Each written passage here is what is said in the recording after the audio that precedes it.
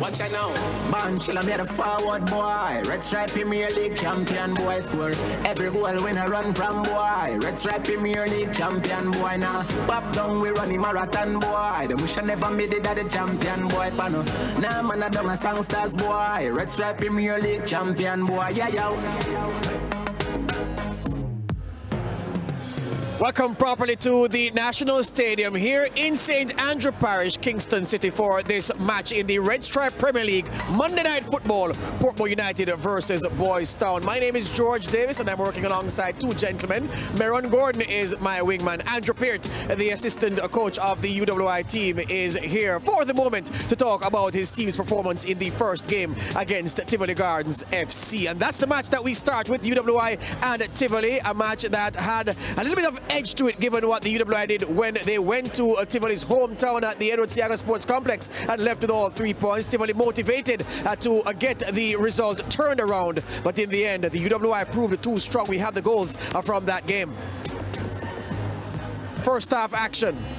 Ball played on Anthony Greenland on the run, beats the goalkeeper Edson Scott, who came off his line, couldn't get there, and despite the defender's valiant effort, that ball crept over the line. The eagle-eyed assistant, who got into an excellent position, has scored the goal, and Greenland runs off to do his yang celebration. So that's Edson Scott running out when his defender should have been left to mop that up, but he came and Greenland slipped it into the net. That's UWI 1-0 to the good. Then came this play down the right-hand side. The ball will make its way into the box, bounces around, and then that man Gervon Brown slams the door shut. Bang! For 2-0. Easy one for the UWI's top marksman. They were very good to a man in this game, the UWI. No weak link out there on the field. And Gervon Brown pretty much won this game for them from the first half. From this effort, Edson Scott didn't get much on it. Under pressure he was from the Energizer Bunny Garrison. And then this one from the skipper. Fooled even the commentators who thought it was going over the bar, but it went under the bar. Rashane Smith has scored most of his goals from the penalty spot this season. Not this one though. The jewel in the crown. Chances are you won't score a better one than that this season. The skipper finding the top corner. Everyone frozen except Smith, waving the right boot, and then twisting the knife the UWI did, breaking through round the goalkeeper, and Thenstead slots that home for 4-0. Comprehensive for the UWI. By this time the match was done and dusted, and just a stamp, gloss on it around Scott, who went to ground early, and Thenstead only had his grandmother's shadow to beat, and he did so with aplomb. 4-0 to the good for the UWI, and they take the 3 points to solidify their position atop the standings. And that's where I want to start with you, Andrew Peart. The UWI flying at the moment. You didn't expect a 4-0 result tonight though. Well, good afternoon or good evening to you and your viewers. When you're going into a game, Coach Meron can tell you as well, you don't really predict the score, but some of the times based on the preparation, you can be positive or confident that your team will do well, and that was our mindset going into the game. We were very confident in our preparation. Having played them twice before also, and won both games, we never really take it for granted that we must beat them. But we knew how they played, we knew they will be coming for us as well, and in the end it's a pleasing performance and a pleasing result. Over the last couple of games we had either a good performance and not the best result, or a good result but not the performance. I think today both parameters kind of matched up, and we came away with 4-0 victory. There you go. Meron, you called the game with Donald Oliver, and pretty much I could hear it from you guys that you thought that the UWI had basically won this game from the halftime. What did you think the UWI team did so right as opposed to what Tivoli didn't manage to do this evening? Yes, I think tonight the difference between both teams was the mental preparation of the UWI team. You know, from ball one you could see UWI more purposeful. The Tivoli team just did not turn up tonight. You know, and hats off to the UWI camp. They keep the players motivated every game, and they just keep going on and on. All right, that's Meron Gordon with his opening comments. There were some games on Sunday in the RSPL, including our commentary affair from the Wembley Centre of Excellence in Southeast Clarendon. That's where Jamalco, they welcomed Marvel Hewind and the team from Casafa journeying to Clarendon for that Red Stripe Premier League fixture. That was one of Sunday's games. The only fixture that wasn't played was the Montego Bay Arena game because Montego Bay busy in the CFU Club Championships. Let's go down to Waterhouse versus Humberland. Humberland, the visitors to Drewsland, and a couple chances for the Clarendon men in ice green and gold. Waterhouse also had a few forays in the Humberland box, but nothing decisive, and at the end, stalemate between the two. They share the points, one each. You've been looking at the other teams in the league, Andrew, and playoff time is coming where you have to consider, okay, how you're going to approach the teams that you're likely to face. Is there any other team that, well, is there any team apart from yours, of course, that has caught your eye over the course of the campaign? Well, one thing with the league, you can't really pay much attention, right? You don't have the ability because not all the games are recorded, so some of the times you hear the score, but one thing in football, you can be fooled by a score. A team can be dominant but win 1-0, or can be dominant but draw the game 0-0. So you don't have that chance to really look at what the other teams are specifically doing, and that's a challenge sometimes. So you find that in this league you have to focus more on your game plan and kind of rely on what you played against before and what you might see on the television. There you go. All right, we go back to the Sunday round of matches now because that Humberland Waterhouse fixture ended 0-0. We go now to the Harbourview Mini Stadium. Arnett Gardens, the Junglists, the guests of Harbourview, handball, and then Newton Sterling off the left foot, the big man coming up trumps. That one whistling through the wall for 1-0 to Arnett Gardens. This game had a fair few goals. This one the first of the lot, congratulating Raniki Anderson. Then Harbourview went calling. Look at this mix-up in the box between and among the Arnett Gardens defenders, and then poor old Decoy Williams, to the disgust of his teammates, putting that one by his goalkeeper. Harbourview getting back one, well, getting one back, courtesy of the own goal. And then the home side coming in, and look at Kemar Bennett's well. That shot from Tolo coming off the bar, and Bennett was on hand. Number 7, Kemar Bennett, to slot home for 2-1. Arnett, though, had a response. Ball bouncing across. First time controlled by Leon Strickland, the veteran. And he takes it on the half volley, 2-2. They're not done yet, though. The biggest man on the park had something else to say. Short corner worked well, and Newton Sterling with 2 short men defending him. Only one outcome. The big man out jumps them to give Arnett the victory, 3-2. So a 5-goal affair there, Baron. The Junglists, they have a very poor goal difference, but they're scoring goals and they're winning. Quick comment. Yes, but you're speaking about the Junglists and about Harbourview. They're picking the wrong time in the league to be having a poor form. Yeah, running right, running wrong at the wrong time for the Harbourview team. All right, we continue our look at the Sunday fixtures. This one, the commentary game, Jamalco and Marvelly Hewind, and Ronaldo Christian plays at left back, but was dragged into the box when the forward he was marking was sent into the penalty box to help with the defending. Claudius Blackburn didn't do his job, and Christian put that away to give Jamalco the lead in the 25th minute. And then Naquin Parchment falls over. Andrew Isaacs retrieves. Bang, the ball held up in the breeze somewhat, but out of the range of the Marvelly goalkeeper.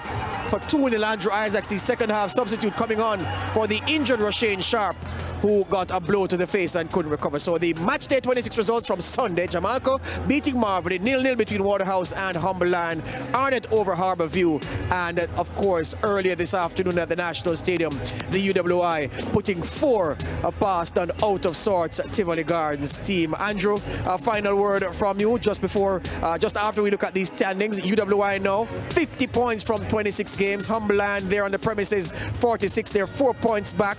Tivoli still there or thereabouts, well, still there much in the thick of things on 45. Portmore on 41 coming into their fixture against Boys Town, and Arnett Gardens also on 41 points. So finally, Andrew, based on where you are now in the table, you and your colleagues must be satisfied about a job well done, but there's still a long way to go. Yes, satisfied thus far, but still a long way to go. We still have to approach it game by game, be humble as well, and continue to work hard. There you go. All right, thank you for your time. Andrew Peart, the assistant manager of the UWI team, winning 4-0 over Tivoli Gardens in the first game. We take a break, and when we come back from the National Stadium, we'll be looking at the commentary game, Portmore United against Boys Town.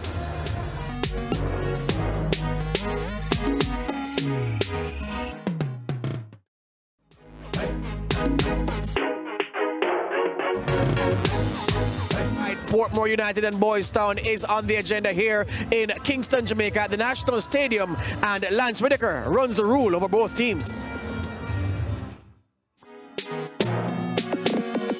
Battles between Portmore United and Boys Town go back to the 2005-2006 season when the Red Brigade returned to the Premier League after being out in the wilderness of the lower leagues for over a decade. Portmore are the joint most successful club with Santos and Tivoli with 5 titles each. But Boys Town also have history. They were the top dogs of the 1980s. There's been no Premier League silverware since then. Their last title back in 1989, and now they're on the verge of slipping again to the lower leagues. During the 2013-14 season, both Portmore and Boys Town were in relegation trouble, and it was Boys Town who avoided the drop and Portmore who were relegated. And Boys Town tend to play their best football when they're desperate. Are we seeing the beginning of a most dramatic resurgence? Their win over Harbour View at the compound in last Monday night's game shows they are very capable of the great escape once again. They have in their ranks the best young striker in the league, 19-year-old Shamar Nicholson. The Red Brigade may also be smiling broadly to see Portmore United next in line. Portmore have only beaten Boys Town twice in their last 15 outings. It's an incredible statistic which shows Portmore, despite having some of the big names in the league and despite being the more consistent performer, have Boys Town as their bogey team. And Portmore may very well be short on confidence as they have notched only 2 wins in their last 7 matches. The stars may align once again for the Red Brigade, but with the quality of Portmore United, isn't it time they turn the tide in their favour? All right, so Lance Wicker, they're talking about Portmore United and Boys Town. And Merrin, looking at the team sheets that we have received, both teams have selected strong lineups for the game today. The pitch conditions are good. Didn't cut up from the first game, you versus Tivoli. What are you expecting Portmore against Boys Town? I think it's going to be a very strong midfield battle today, you know, and whoever wins that midfield today will win the game. You know, we have quality players in both midfields. So we just open for a very, very good game tonight.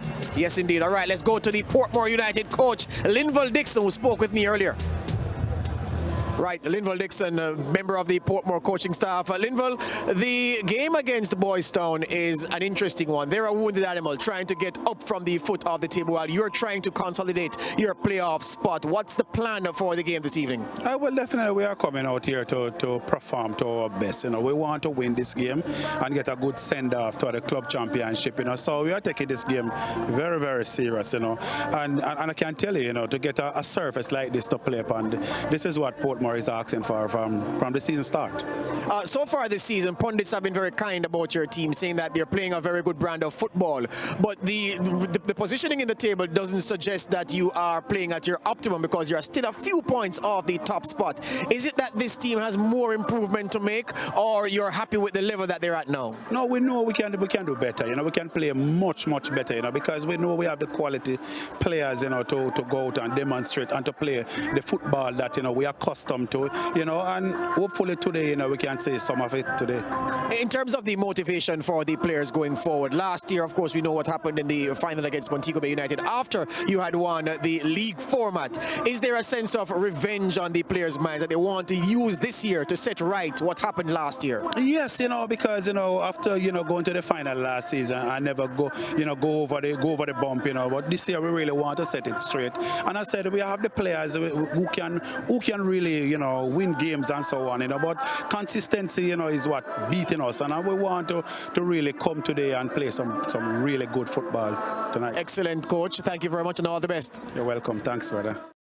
All right, Linval Dixon, one of the best defenders in Jamaica, on the coaching staff for Portmore United. The coaching staff: Chevin Sean Paul in goal, Damano Solomon, Andre Dice, Enrico Ricketts, Damian Binns, Ewan Grandison, Ricardo Morris, Michael Binns, Tremaine Stewart, Cleon Price, and Jeremy Lynch for coach Linval Dixon. Impact players for Portmore United: Ewan Grandison, Meron.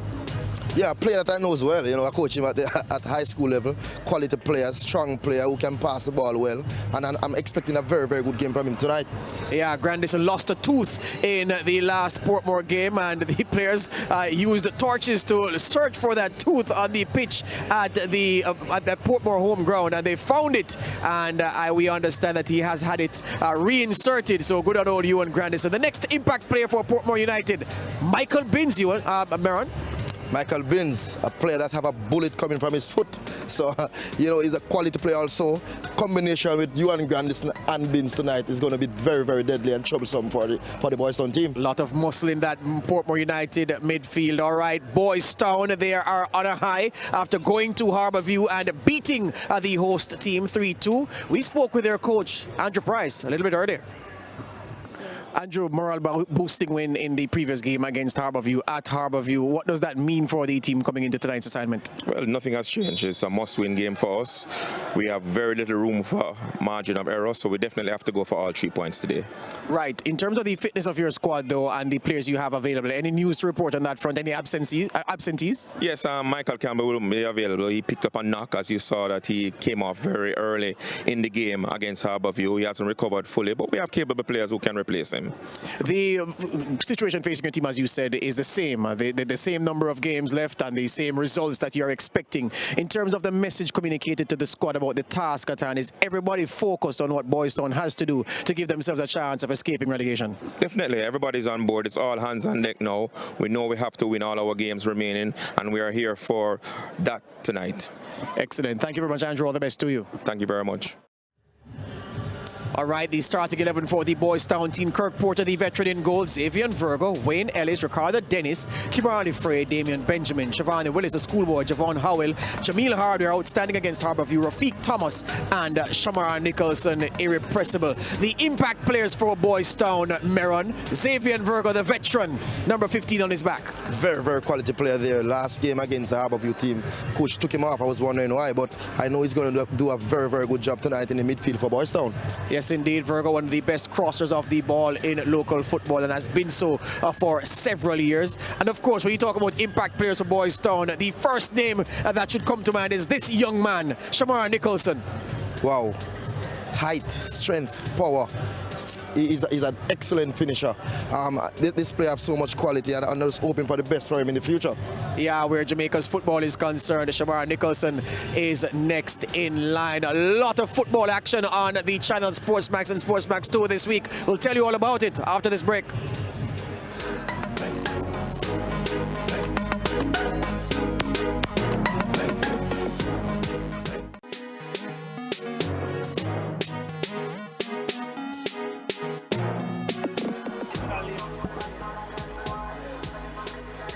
Another Monday, another thriller expected.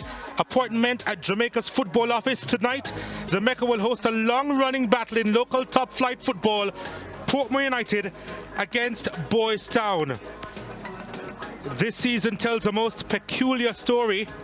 Portmore seek to consolidate their position in the top 6 with ambitions to go even higher up the table as others falter, and they face a team in a fight for their life at the foot of the table. Temperature 26 degrees Celsius, a chance of precipitation 30%, humidity 49%. Just 3 seasons ago, both these teams were in that fight against relegation. Boys Town won and Portmore lost, in fact, but the team originally from Clarendon came from a most hazardous situation then and returned to be one of the most consistent in the land. For Boys Town, it's a tale of saving their best once again for last. Is it too late? Statistics are on their side. Portmore, they've only beaten Boys Town twice in their last 15 games. This is the 38th time both teams will grace the field as competitors. Boys Town has won 13, Portmore 11. But in this 11th hour of the season, it's do or die for Boys Town, the team from Coddesmith Drive, from the community which gave birth to some of the island's best in football and music.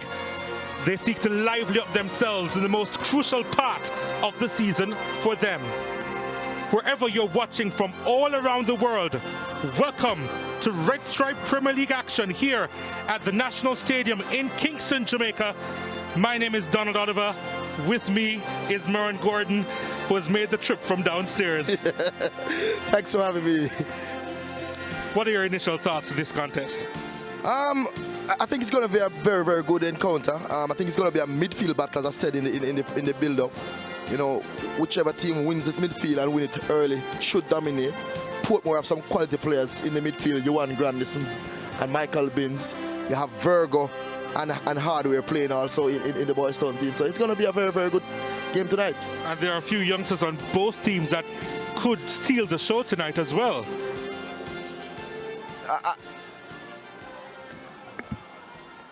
Well, right now they're going to have a minute of silence. Both teams will be observing a minute of silence.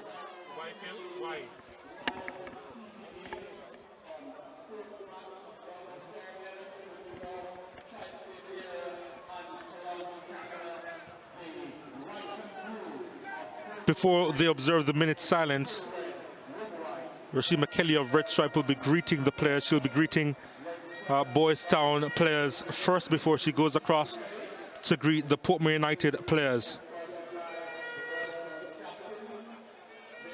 Sprinkling our spectators in the stand, hoping to see some exciting action on the field. Of course, the RSPL with their initiative Football Against Crime, and that has been going on for several weeks, and on most occasions they observe the minute silence.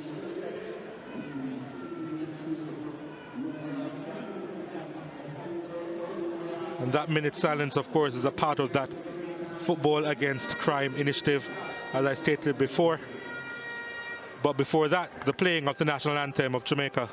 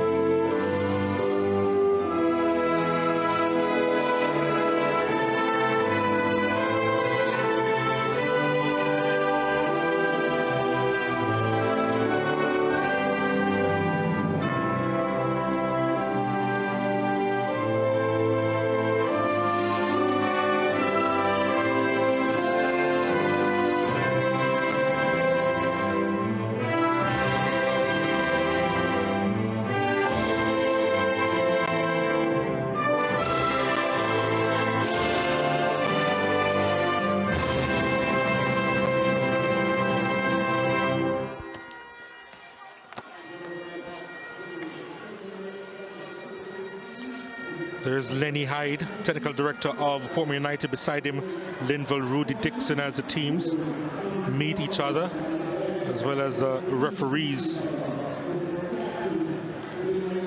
Portmore United, of course, in white and blue. The traditional colors, of course, Boys Town, they're known as the Red Brigade. They're obviously in the full red. Those are the officials for tonight. O'Shane Nation will be in charge. He'll be assisted by Lloyd Reeder, Melvin Reed, Dwight Royal is the fourth official.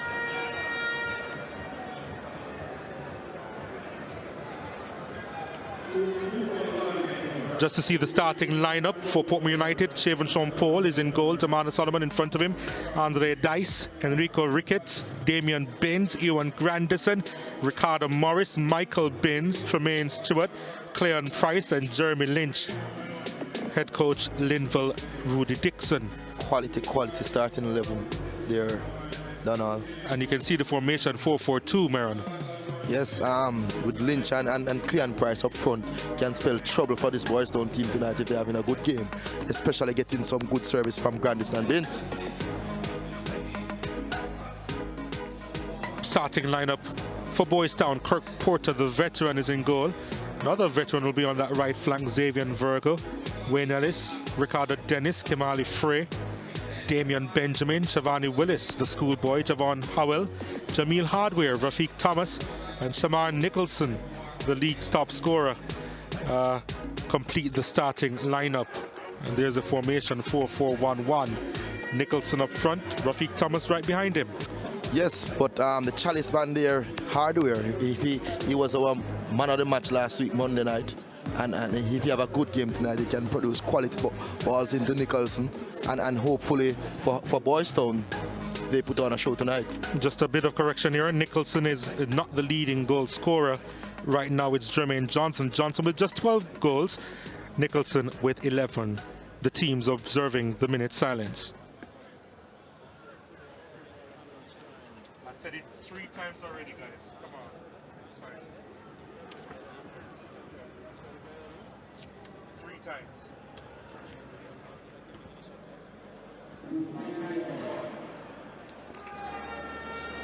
If you're just joining us, the minute silence is for the initiative by the Red Stripe Premier League Football against crime in this country. As we see the captains with the coin toss. It's already done.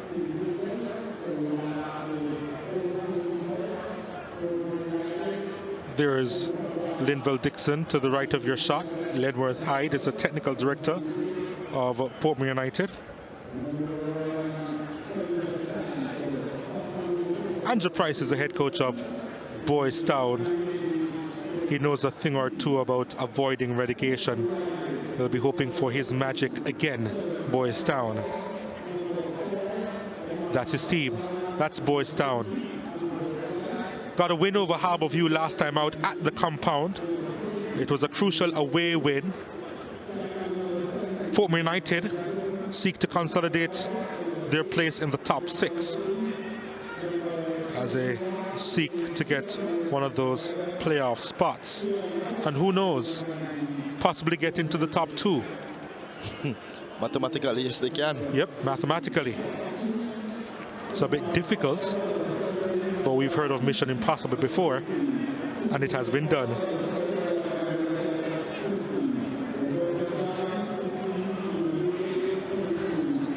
Seems as if Boys Town will get the match on the way here at the National Stadium. Referee Nation is ready, looking at his watch.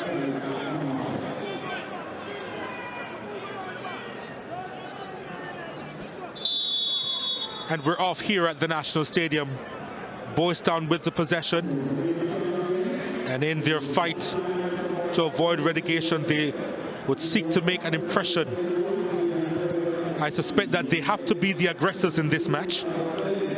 They have to force the initiative. They have to dictate the play. A similar fashion in the way they approach the Harbourview game. You know, nothing less than that is acceptable tonight from the Boys Town team. Matches between these two teams most times are really exciting. More often than not, they have to share the spoils.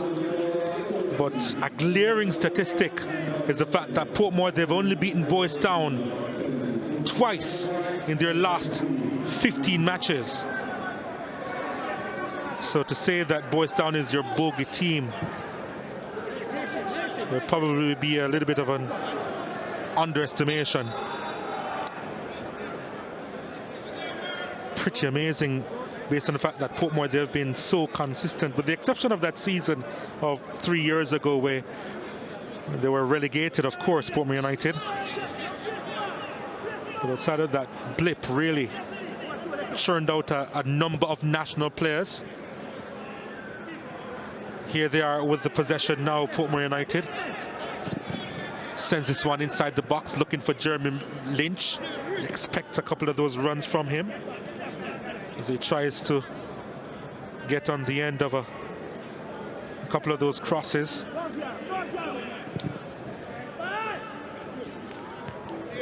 Sometimes he has been accused of ball watching Jeremy Lynch, but when he's on song, he really is on fire.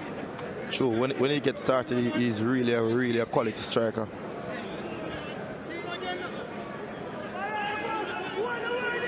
Portmore coming out to the back, finding that long ball again as your go-to weapon.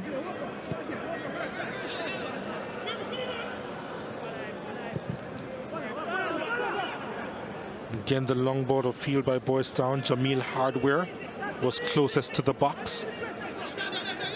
Nicholson playing a little deeper for the time being, at least. Now he's further up. Nicholson trying to win that header. Oh, mix up there on. Well, the whistle had gone before. And I suspect that Chevron Paul was really lucky. It was a handled ball. It was a handled ball there. By the Boys Town player. Yeah. Good call there by the referee. Javon Howell, though, saw him being pulled back. Thought that was dangerous play, but Howell had handled the ball before. Ball of field looking for Jeremy Lynch. Lynch applying the pressure. Ball went out. It's going to be a throw in to Portmore United.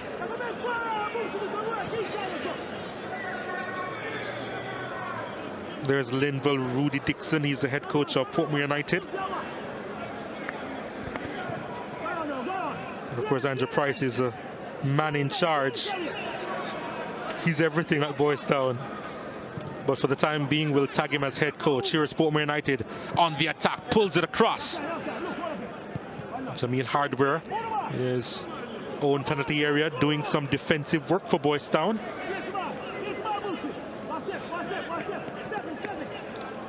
Portmore, you suspect, now settling into a rhythm here. Andre Dice wasn't on the same page at all with Jeremy Lynch.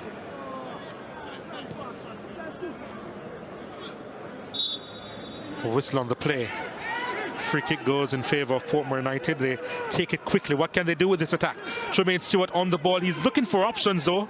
I think he reluctantly passed it to Cleon Price on the right-hand side, and you see the momentum is gone. It goes all the way back to Andre Dice. Here's Stewart. Always silky, isn't he? Michael Binns loses possession to Damian Benjamin. Jamil Hardware.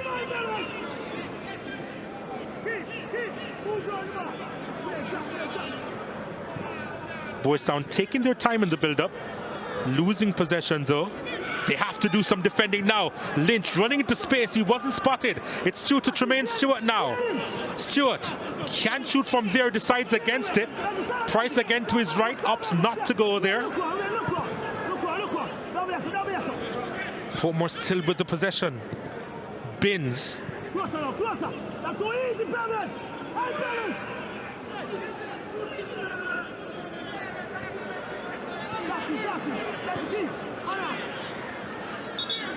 Free kick will go in favor of Boys Town, but Portmore, they've had a couple of opportunities. Yes, but I tell you what, they don't look sharp in the attacking third at all. No, but they're possessing the ball, in the wrong areas. As soon as they reach close to the goal, they run out of ideas, but they're settling in nicely. The Boys Town team, on the other hand, trying some direct play, trying some long balls up top, but the Portmore team look very, very organized at the back. Long ball of field looking for Shamar Nicholson, who committed the foul. Using his body to negative effect. Your thoughts on that? Was it a barge on him?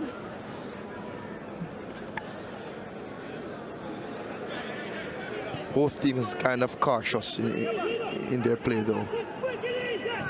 I think the Portmore team thinking about Boys Town always getting the better of them, so they don't want to throw too much in attack. They want to build the attack. Yeah, at the moment they don't look too sharp. Cleon Price trying to get on the end of that one. Getting some help there from Enrico Ricketts.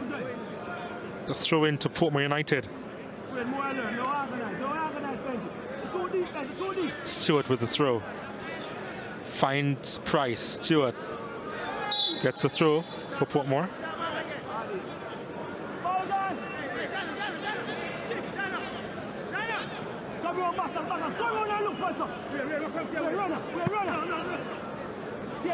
Ricketts with the throw was trying to find Lynch.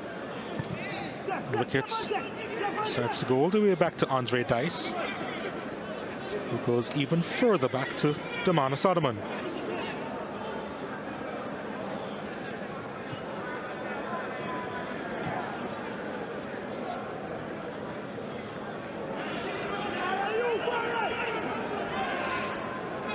Dice. A beautiful turn by Tremaine Stewart, who runs into space now. Tremaine Stewart straight to the keeper. Beautiful turn there by Tremaine Stewart, though. Beautiful, beautiful football. He had choices, though. He had a player moving to his right, and he had a shot on goal. He chose the latter, but poor execution in terms of finishing for Tremaine there. And Tremaine Stewart did well to find the space there and took the shot. Now here's Boys Town on the attack. Shamar Nicholson inside the penalty area. Lays it back to Javon Howell. Sends it right hand side to Virgo. Inside the box! Header on target. Collected there by the keeper. Very, very good play there by Virgo. Nicholson has a knock to his face. He's going to get some treatment now. He was wondering why he didn't get the foul.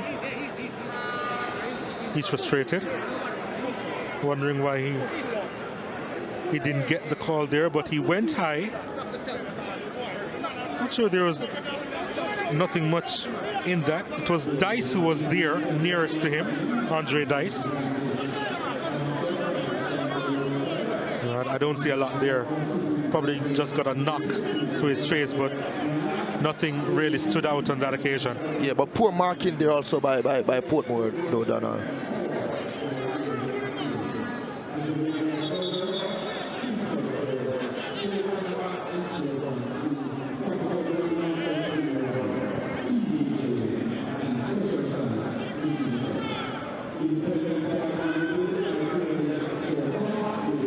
Cleon Price.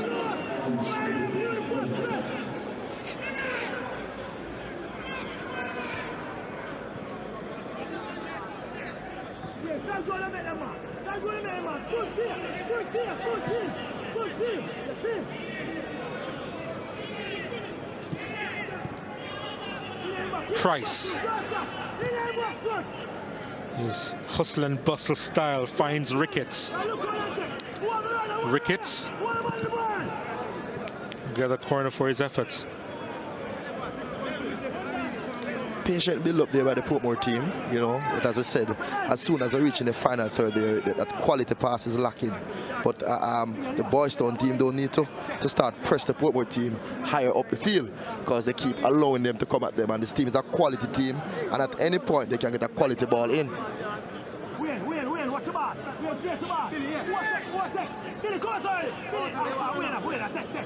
Corner kick to Portmore United. They have sent 5 players inside the box. Nicholson is back there doing some defending.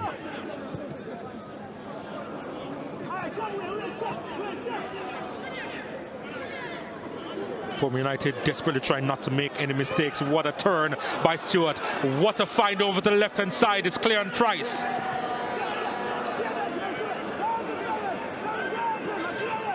And for the 18th time in the attacking third, the momentum is just gone for Portmore United. After 10 minutes though, Tremaine Stewart looked very, very up for the task tonight though. Oh, yes he does. Silky smooth.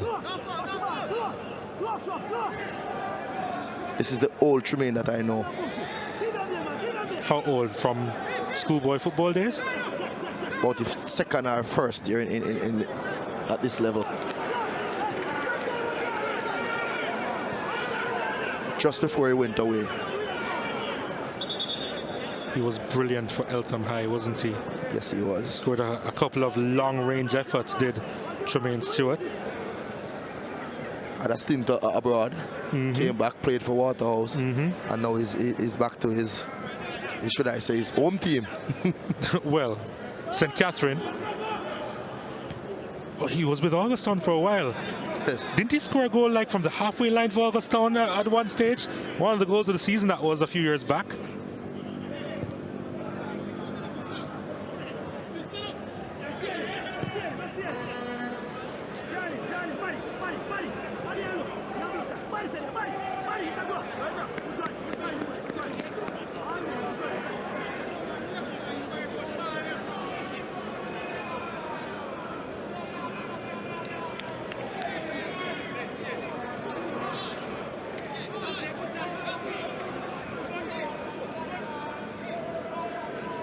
Well, 12 and a half minutes gone. That's a fact in this contest. Yet to see a goal in this one.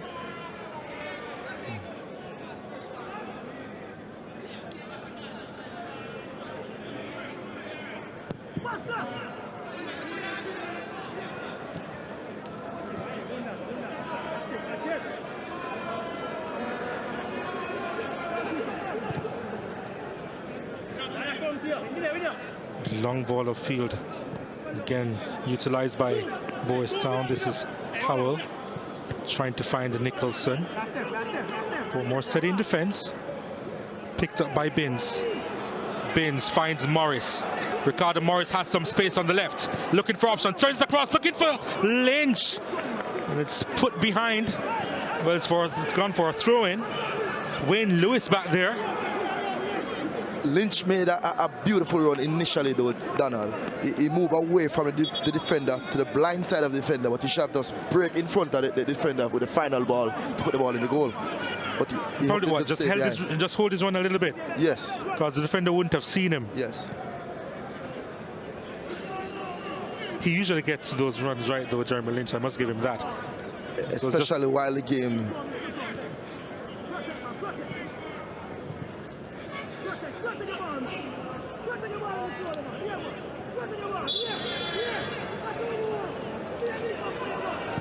Especially while the game goes on, Lynch normally get to be a better player as the game flows.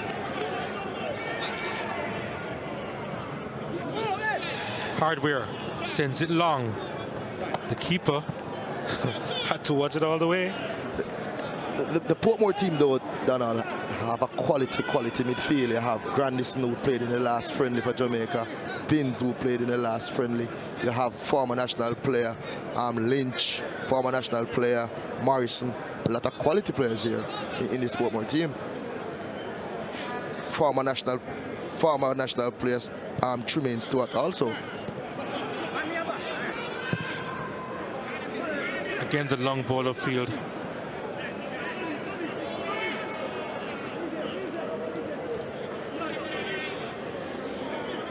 Too far in front of Damian Binns, who was making that run on the left-hand side.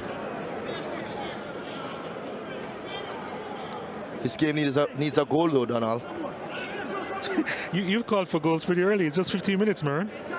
That's what the fans paid for. No, yeah. Monday Night Football is all about excitement, right? That is true. Hard challenge coming in. Or at least some more goal mouth activity. Yes, there sir. You go. Rafiq Thomas trying to get away from his marker. Couldn't because he was fouled. Free kick to Boys Town as we see the challenge there. Here's Tremaine Stewart. Looks up. Wasn't ready to find Jeremy Lynch on that occasion. Portmore with 61% of the possession.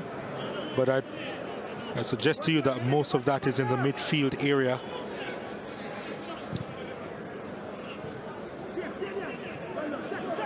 Couldn't control on that occasion. Jeremy Lynch. Here's Boys Town. Can't keep that one in play. Kimali Fraser. Based on the relegation fight, though, I think Boys Town need these 3 points more than Portmore. Oh, definitely. Portmore is in, what, 6th position, right? Mm-hmm. And they have a bit of a gap behind them, actually, as well. But can afford to lose this game. They can afford to lose this game, right. But I know they have something different to say about that. They want to keep their form, especially going into the final round. I did want to go high up the table as well.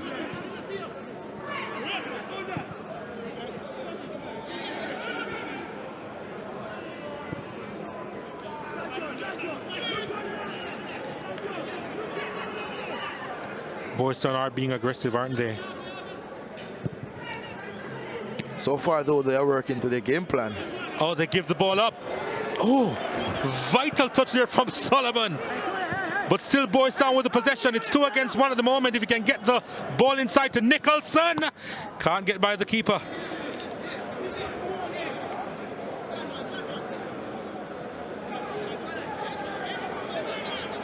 You see the ball coming across there, and Sean Paul making the save. This is Ricardo Morris. Oh, that pass was a little bit too heavy for Jeremy Lynch. Portmore just not concentrating in the final third here. Started so like a scratch record now. Ricardo Morris has been guilty on a couple of occasions with that pass which goes awry in the final third. He's a quality player, especially when he distributes from his left boot. That's a late challenge. Play on, says the referee, and it's a good call. Lynch inside the box. Challenge coming in. Goes out. It's going to be a throw into Portmore United. Linval Dixon can't believe the call. He was late by about 2 weeks there. Yeah, but I think it was an excellent advantage play there by the referee.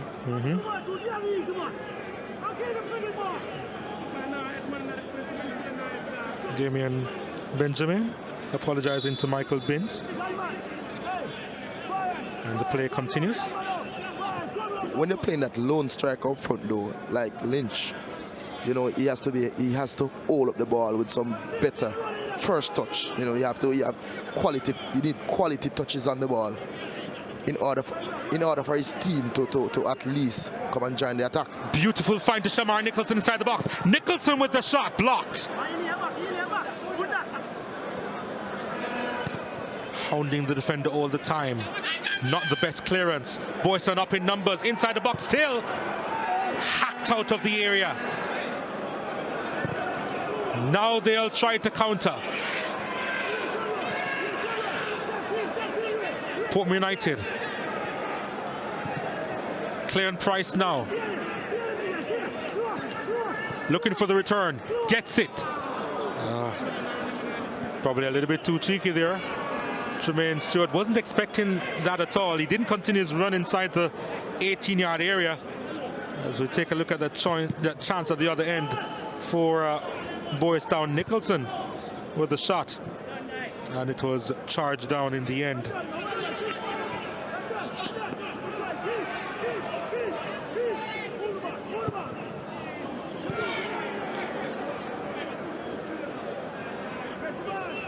Mana Solomon doing some good work at the back there, although he has been in trouble on a couple of occasions, the number 4 for Portmore United. Forced to do some defending right now. Nicholson robbed at the last moment by Enrico Ricketts. Nicholson remains on the turf, and he's going to get some attention.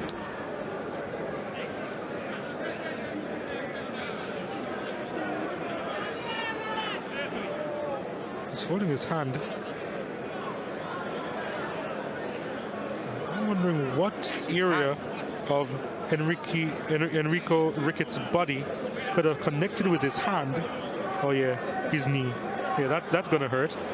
That's bone on bone right there.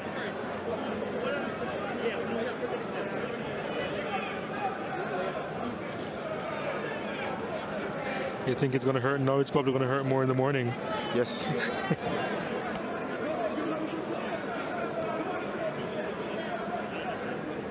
Should this coach be worried with what has taken place so far, Maran? I think Coach Price on the other bench should be more worried about what is going on so far. I think Linval is just basically hoping his teams get some quality balls in the final third. So far they're not playing badly, but those quality balls in the final third, as I said earlier, is lacking.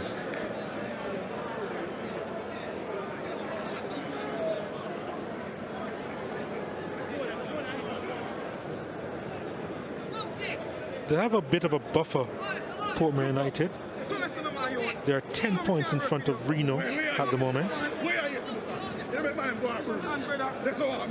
Jamar Nicholson is fine, by the way.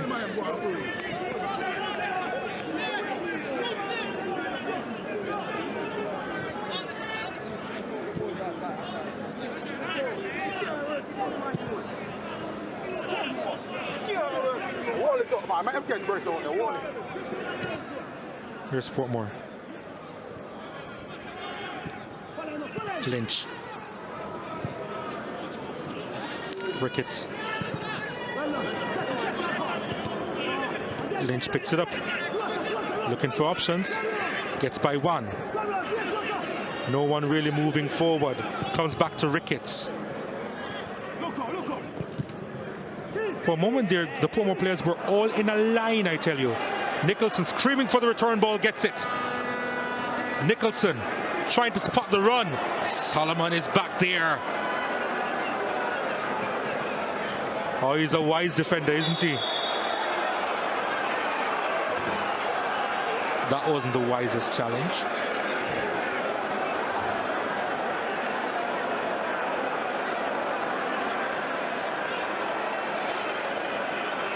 It was aggressive play, but he kicked the ball, mind you, on the player. It wasn't necessary. And the referee can card him for being overly aggressive also. Right. But right now he's just giving a bit of a talking to. And that's it. And the players tried to defuse the situation as quickly as possible. Good on them as well. Oh my goodness. Wayne Lewis.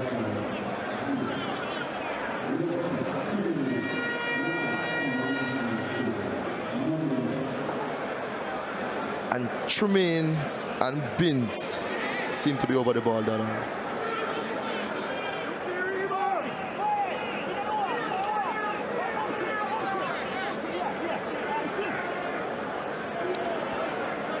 Keep on calling Wayne Lewis, is actually Wayne Ellis. Well, here's a free kick for Portmore United. Binns is the one that looks as if he's lining up a rocket from distance. It is Binns!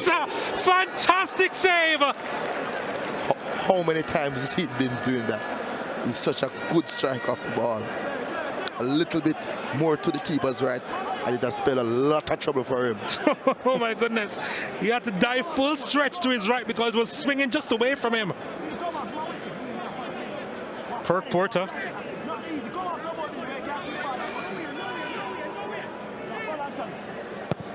Corner kick at the near post.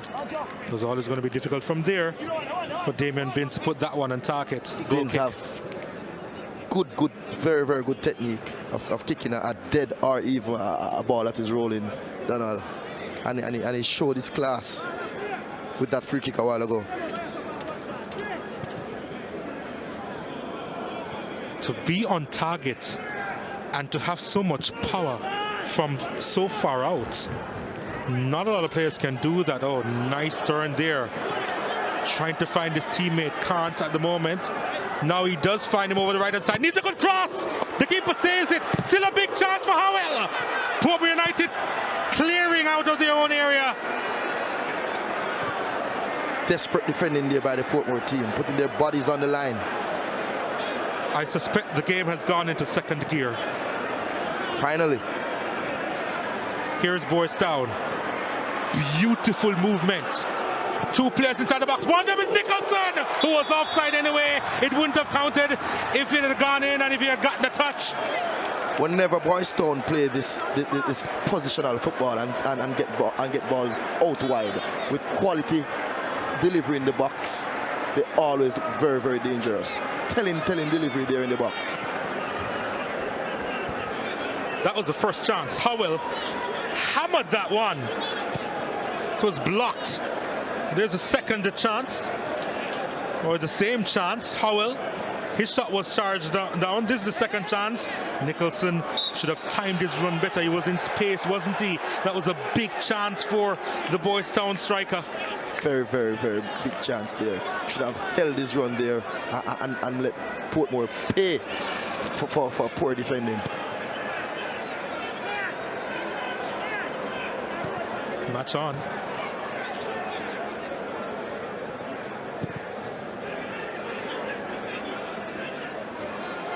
dice. Lynch is offside.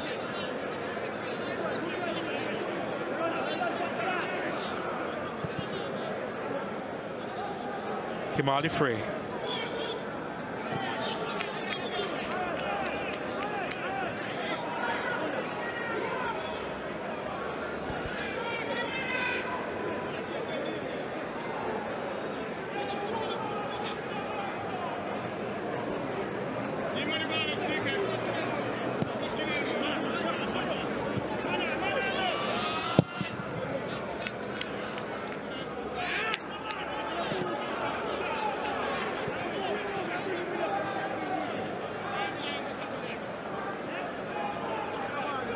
Shaven Sean Paul in goal for Portmore United.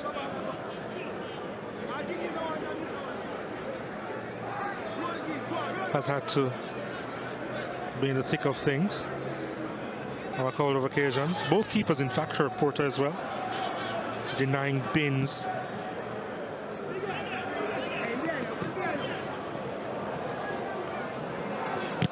Javon Howell sends it across. Chance here for Nicholson. Looking for the spectacular. Goes behind for a goal kick. The tracking of the Portmore team, though, is off for the past 2 or 3 minutes, though, Donald. Tracking of the defenders, of the forwards. So far, in the last 2 to 3 minutes, it's been very poor. Haven't been picking them up at all. No, very, very poor.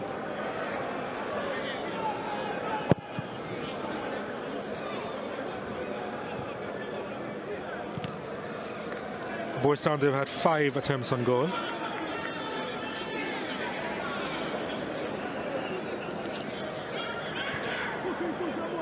Or I should say they've had 5 goal attempts, which is a little bit different for attempts on goal. Not all have been on target, of course.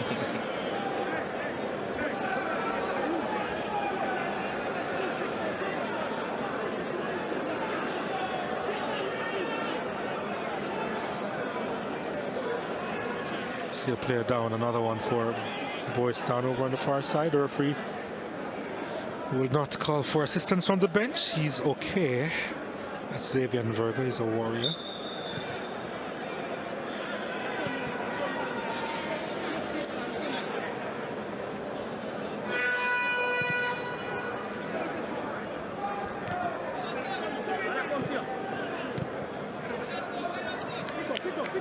Boys Town with the throw-in on the stroke of half an hour.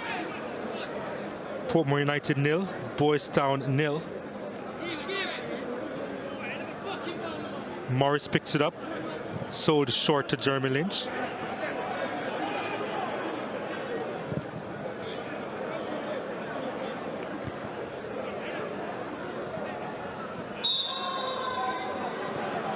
Cry of pain over on the far side. You could hear that from all the way in the commentary box on the other side.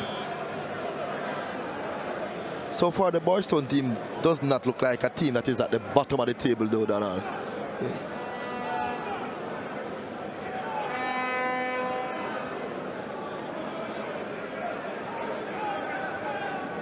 Wow. He's gonna have a red nose like Rudolph.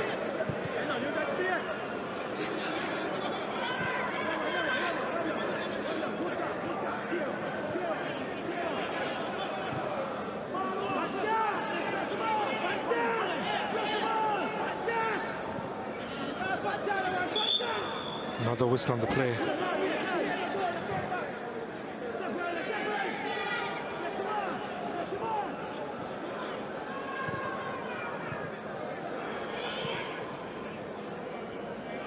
Clear Price.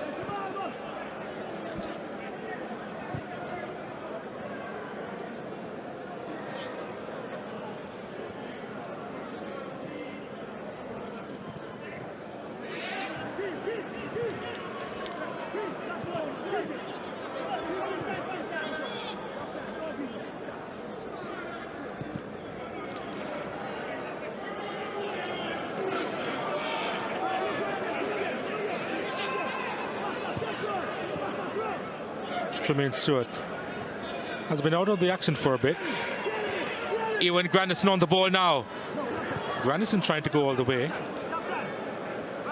He's not known for his dribbling skills, Ewan Grandison. Known for his hard work and his passing abilities. He tried to bulldoze his way through the box there. that is the term, isn't it?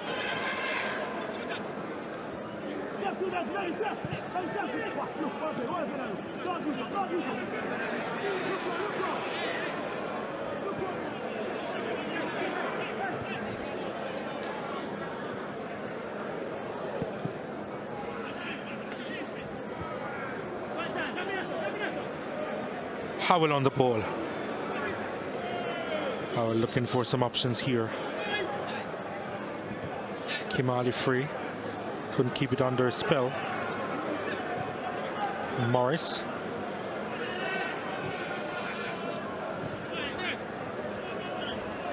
Rafiq Thomas now. Howell was offside. Pity. He was over on the left-hand side, he had space. Should have seen the defensive line.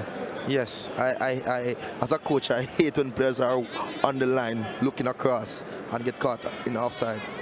But sometimes just lacking concentration, sometimes it's just the anxiety. Can players be bored during a football game? Especially the forwards, if they're not getting the supply.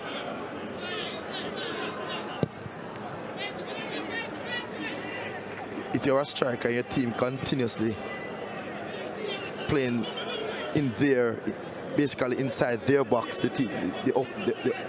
opponent is basically punishing them in their goal area. The striker will get bored at the front. Which means that it's a possibility that they're not at their sharpest when they do get the ball. Oh, beautiful movement by Tremaine Stewart. But that's what the quality strikers do. Here they come. Shot coming in from distance. If the quality strikers get one chance, they will bury it. They take themselves outside, take themselves out the game, and just that one moment of brilliance, and they can change a game. Clean Price going deeper and deeper for Portmore United. He took that shot from distance just now. Here's Boyce Town. Oh, he was being hauled and pulled. The yellow card will come out, I suspect.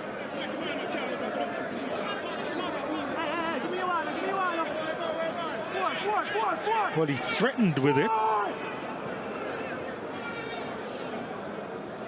And there is a tug of war on Rafiq Thomas. Probably can ask him for his shirt after the game. Must be a fan. Free kick to Boyce Town.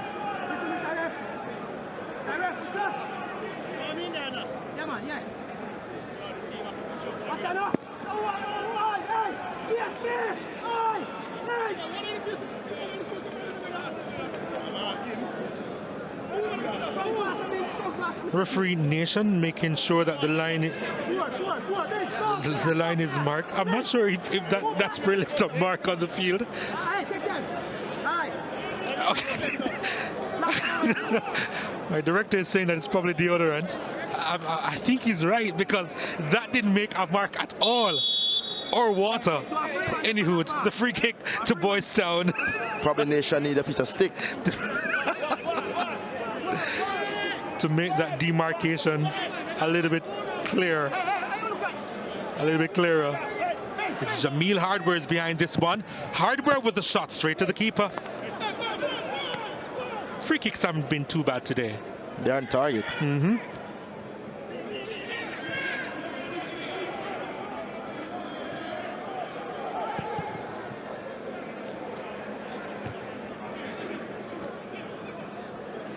Highlight of the first half so far. That deodorant spray from Referee Nation.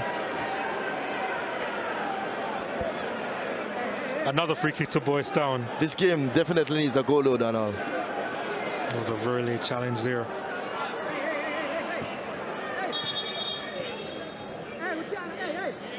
Referee wasn't ready. We have to take it once again. It's best he does not take out that spray can again though.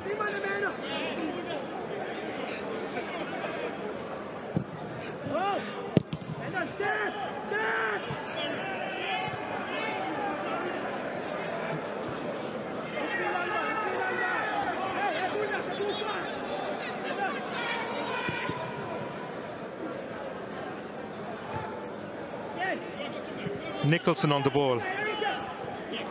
Nice back heel. Beautiful movement. Howell should put it away. Brilliant save by Paul. Very, very good save there by Sean Paul.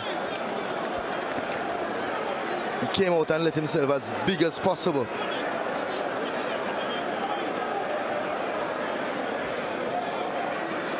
Javon Howell. Very, very good keeping there by Sean Paul.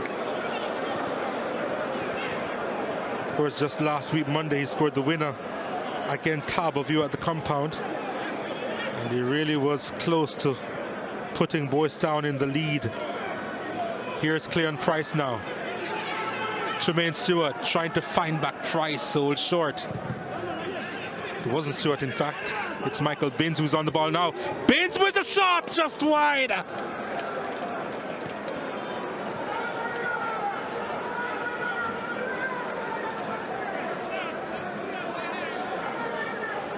He's feeling the feeling, Michael Binns. Yes, but it's unbelievable there. The Boys Town player know how dangerous he is, and they allowed him to shoot. They allowed him space. Incredible.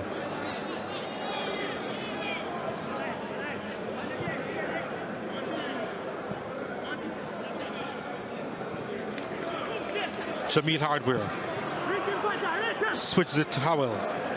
Howell lays it back, gets a return pass, ran into traffic. Referee says play on. Boston trying to steal it again through Damian Benjamin. Here they come now through Jameel Hardware.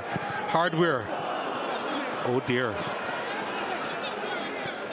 I like what Boys Town is doing now, though. They're pressing Portmore high up the pitch, and it's bearing fruit for them so far. The Portmore team can't play out as freely as what they were doing early on in the game.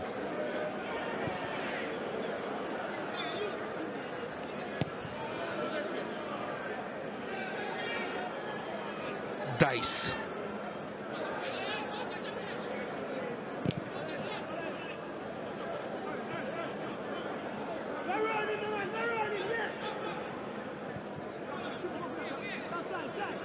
Kimali Frey.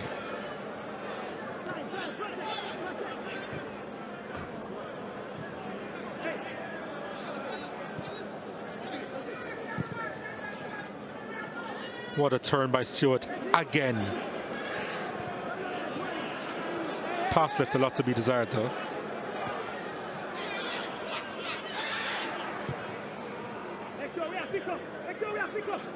Free. Solomon is there, blocking the pass to Nicholson. The red wave will come again. What can they do with this possession? Challenged by Lynch, intercepting play. Ricardo Morris on the ball. Finds Stewart. Morris picks it up. Now with Price. They're moving forward in numbers now. Price loses it. Binns mops up. Late challenge on him. I'm wondering though, Donald, I've seen some rash tackles and I haven't seen any yellow cards. He left the spray, he left the cards. No, you have the spray can.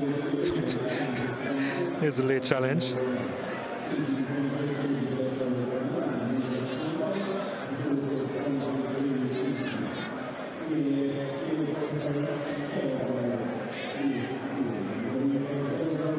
Referee's been a good guidance counsel tonight. Yes, he is. Punishing them with language.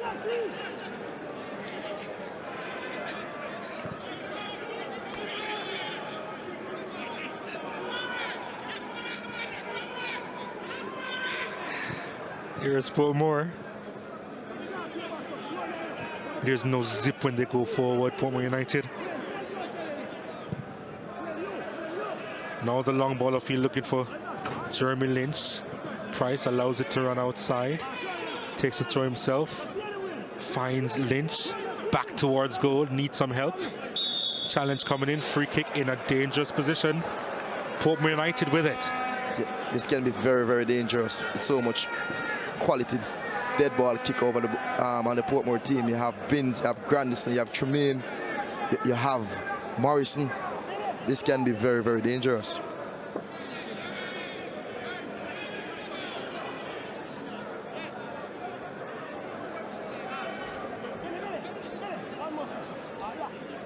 Tremaine Stewart behind this one. I'm really trying to spot the line. I really am.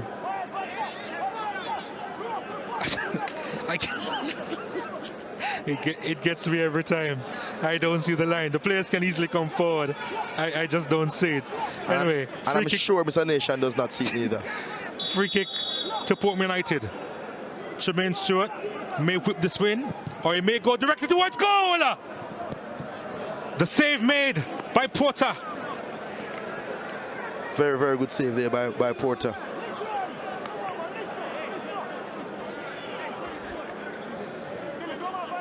Stewart fired that one in. And for the second time in this match, Porter dives right to make the save from a free kick.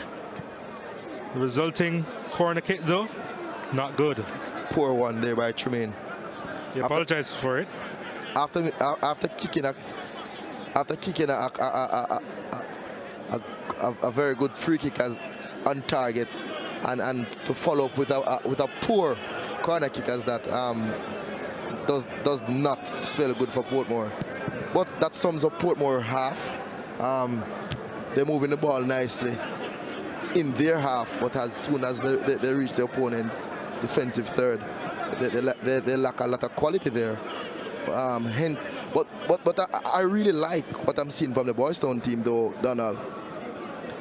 They look more purposeful, especially in the offensive thrust of their game.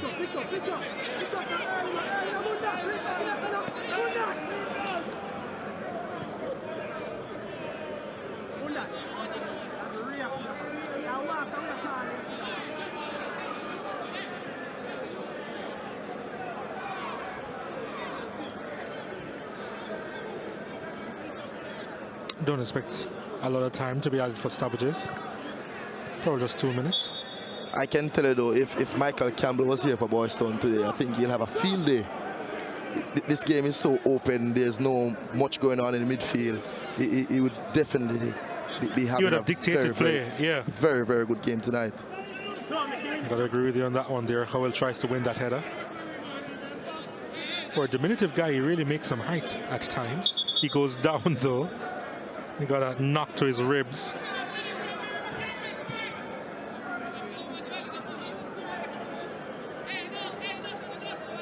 Oh, 2 minutes of stoppage time. Who knew?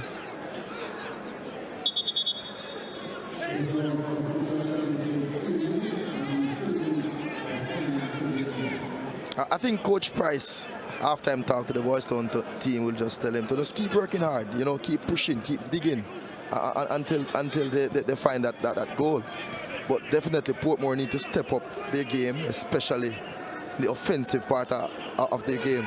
Because they are capable of better, as you'll see with this play now. Ricketts looking for options. This is the part of the game that is lacking so far. Not a lot of ideas as they go forward. Grandison lofts that one. Not clear properly. Big chance! Tremaine Stewart buries it. A slip up at the back. And Stewart charges home with his fourth this season.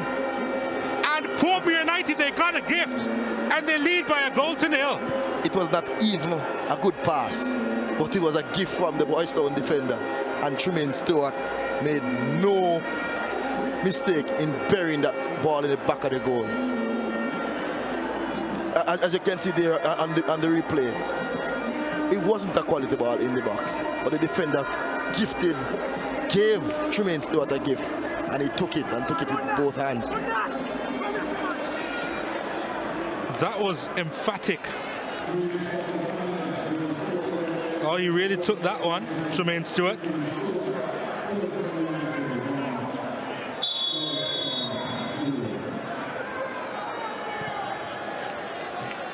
It's not a good time to concede a goal. The talk during the interval, different now. And the interval is upon us. After 45 minutes, Portmore United, they lead by a goal to nil. Tremaine Stewart with the strike on the stroke of half-time. Linville Dixon will be counting his lucky stars with that one. Andrew Price would probably need a stronger drink than that. After 45 minutes, Boys Town 0, Portmore United 1. All right, so 45 minutes history, Portmore United and Boys Town. And you know, Boys Town, they got several chances over those first 45 minutes. Didn't take any of them. And in the dying embers of the first half, Tremaine Stewart came up with the goal. A poor header by the Boys Town defender, presenting that chance to Tremaine Stewart on a plate. And he lashed home for 1-0 to the Portmore United team. So Boys Town have it all to do. They are trying to stay in the league, trying their endeavor best to do so, but their efforts fruitless so far because they failed to take their chances. All right, still another 45 minutes to come. We send you to a break with the news that there'll be much more on the other side.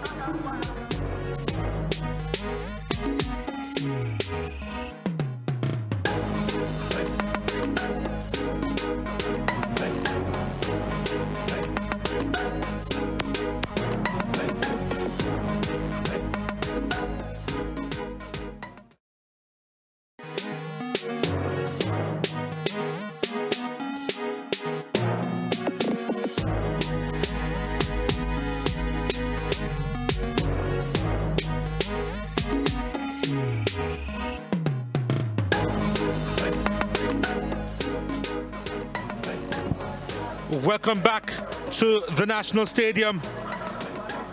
Here at the halftime interval, Portmore United lead Boys Town by 1-0. And not a lot of highlights to look forward to in this first half. Tremaine Stewart had a good time in the opening stages of this contest. Boys Town, though, they had a few chances as well. This one sent high inside the box. And no problems in there for Paul. Nicholson was forced to do defending on a couple of occasions for Boys Town. Bin's effort was brilliantly saved by Kirk Porter. Bin's really letting fly on that occasion. Here's another big opportunity here. Across the face of goal, the keeper made the save. Howell's follow-up shot was charged down and Portmore United managed to clear. Another chance for Nicholson, couldn't hold his run in time as he moved into an offside position. Wasn't going to get there anyway. Again, another long ball of field looking for Howell. First time touch inside for Nicholson. The spectacular didn't go as planned. And they really split open the defense of Portmore United on quite a few occasions. Howell again making the run through and denied by Paul. Portmore United with the attack. Bins again with another long distance effort. That was Tremaine Stewart's free kick. Porter having to come up trumps once again for Boys Town. And this is the goal. You wouldn't call it a spectacular build-up, but the finish was emphatic. Boys Town sloppy at the back. Couldn't believe that they gave up such a soft goal on the stroke of half-time. Tremaine Stewart didn't mind though. He really hammered that one home. And the strike proves to be the difference. 5 goal attempts for Portmore United, 7 goal attempts for Boys Town.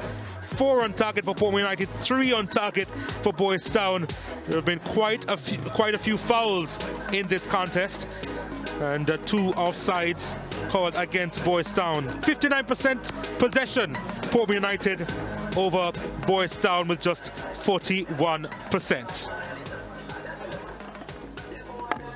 All right, so that's the wrap of the first half from Donald Oliver. Football against crime. There has been an initiative spearheaded by the powers that be in this country to use the vehicle of sport and football in particular to seek to influence the incidence of violent crime. And by influence, I mean to reduce the high rate of violent crime, especially murders. And the Community Safety and Justice Program has had an integral role to play in that initiative, working with the Premier League clubs and the Premier League players. We look at that feature now. We call on all Jamaicans to join us in our plea for an end to the senseless killing. The ongoing Football Against Crime initiative by the Premier League Clubs Association comes amid an alarming decline in the respect for the rule of law and the sanctity of human life in Jamaica. In support of the PLCA's campaign, league sponsors Red Stripe, through their 2017 Player Development Program, have enlisted the expertise of Community Relations Officer at the Community Security and Justice Program, Carlton Powell. The people that know so them love life. Life! Life! Life! Life! Players were told about the importance of assuming the responsibility of role models within their communities. The aim of today's session is to improve your lives by providing you with the basics of conflict resolution, knowledge and skills that better enable you to manage a conflict, to become a better person among yourself, in your community, amongst your team, the whole Jamaica, more so in your community. From resolving conflicts on and off the field, players were endowed with more credentials. In a real life, may I tell you now, ambassadors. And not just ambassadors for yourself alone, but ambassadors for your peer, for your family, on a team, on the communities where you come from. They say seeing is believing. So what better than a real-life example? Former gang member Nicholas Miller, now with Men with a Message, spoke about the transition from nothing to something. Enough time when you make tackle, when you never really mean that tackle about it, gash the man. Why if you get back a gash, you have to jump up in the man's face and try to exalt on yourself? Guess what? The ref could not see when the man gash you, but guess what I'm going to say? And what that going to go on? And what that make you look like? No, look, don't. I tell you, I saw it said to me. Mr. Powell left the Premier League players with a deeper understanding of their social responsibility, soundtracked by a chant for life, love, and respect. Ballers! Ballers! Ballers! Ballers! Respect. There is a special guest that I'm about to speak to this evening. He's a man who has captained the Jamaica national team. He has coached. He has mentored. He has been, well, he was an outstanding schoolboy.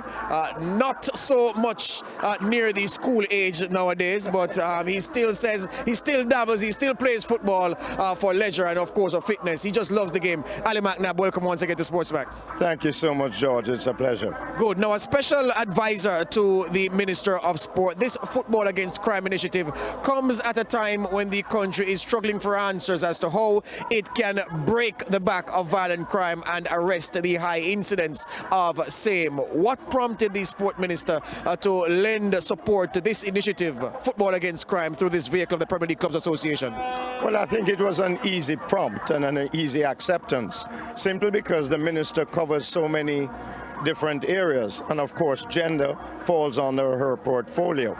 And then in our discussions, very simply, women are the mothers of the nation, children are the future of the nation, and when you put that together, it behoves me and behoves anyone, how do people exact violence against a mother or a child?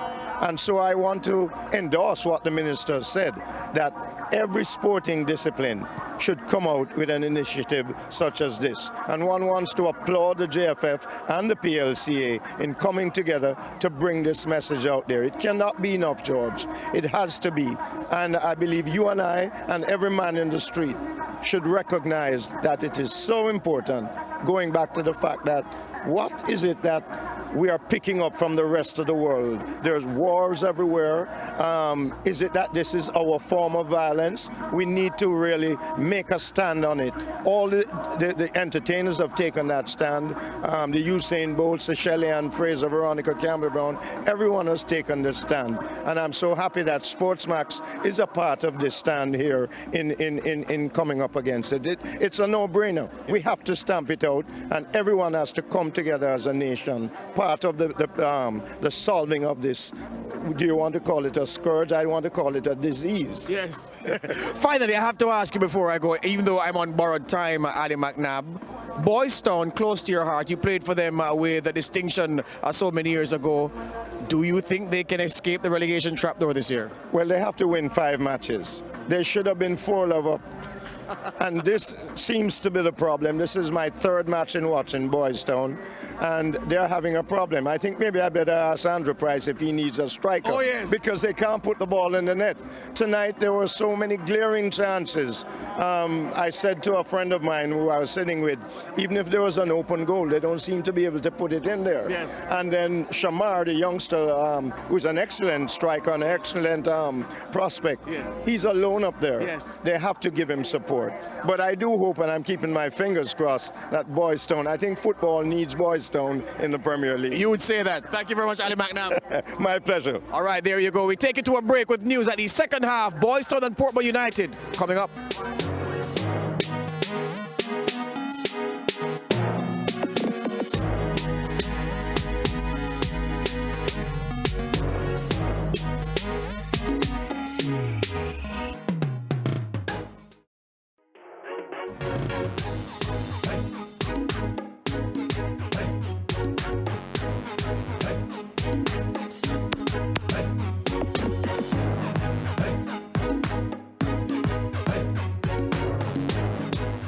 Welcome back to the National Stadium in Kingston, Jamaica. Portmore United, they lead Boys Town by a 1-0. We're just a few moments away from the start of the second half.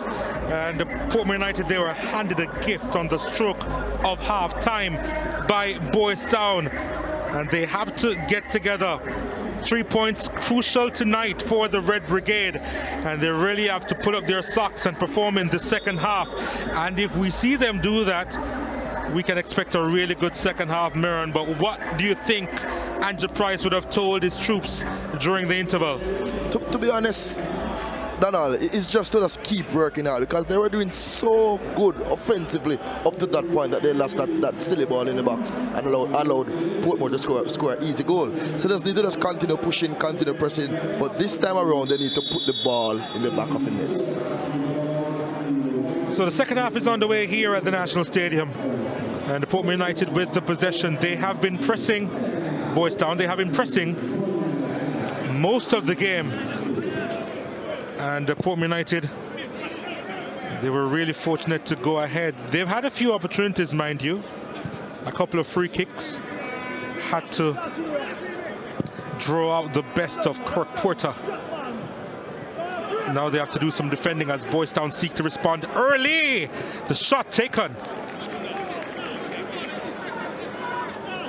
And no problems there for Chevin Sean Paul.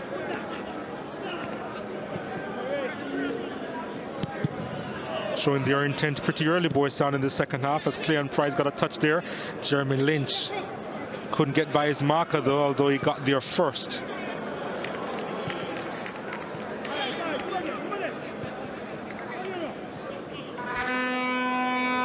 Solomon.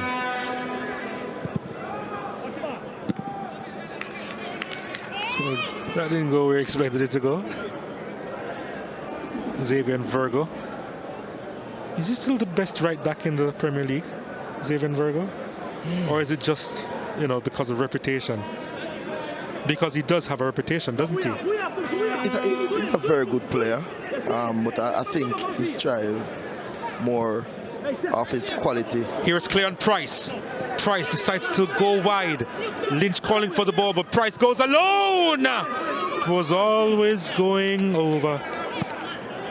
Back to that point with Virgo. You know, I think Virgo,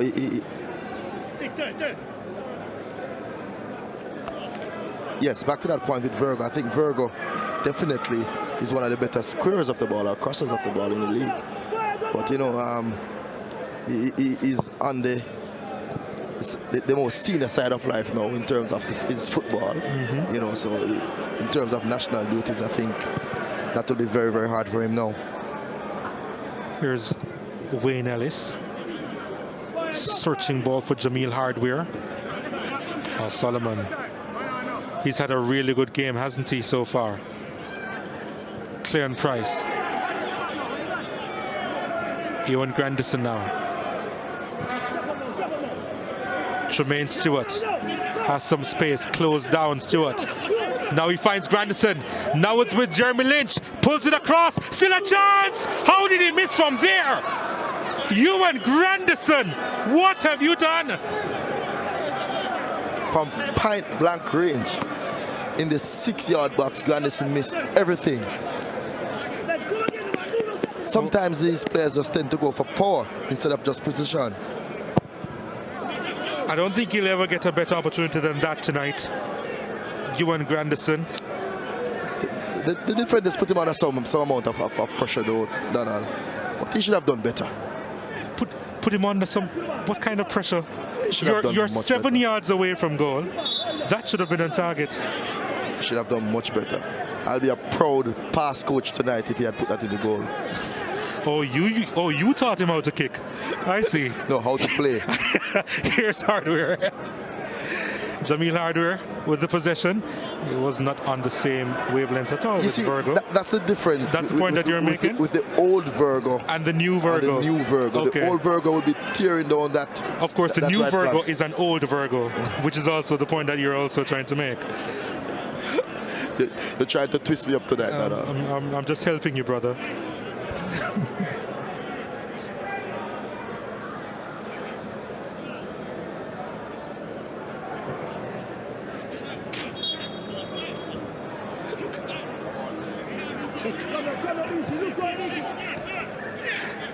Here's Cleon Price.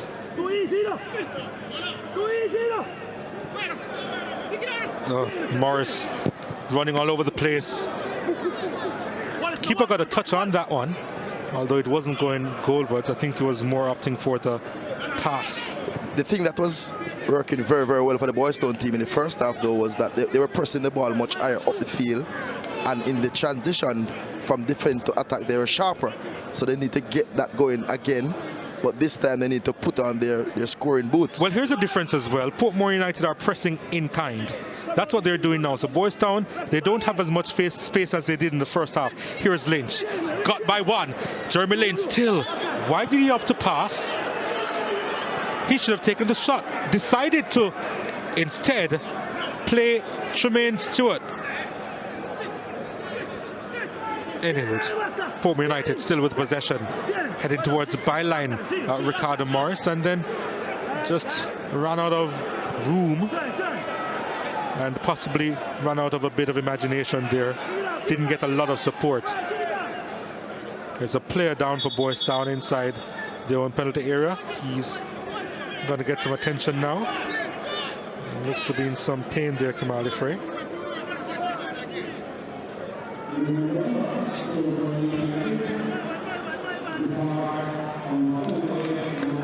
The Boys Town team is keeping a little team meeting in the middle of the field there.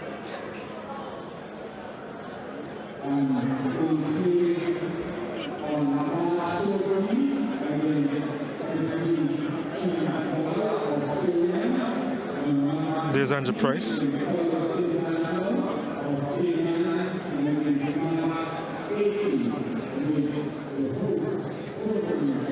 Yes, sir.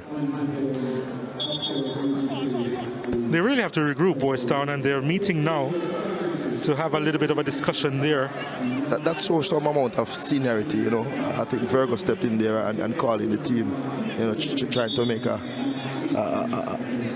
good half for the Boys Town team. They're just a goal behind there. They're still very much in it. They know that 3 points so crucial. Again, they're trying to find Nicholson. Again, Solomon is back there. Heads it out to Cleon Price. Now Ewan Grandison picks this up. Grandison trying to find Lynch. Lynch does really well to get by a couple of challenges. Now he seeks to become provider. Finds Tremaine Stewart. Stewart puts it into touch. He's better than that, Tremaine Stewart.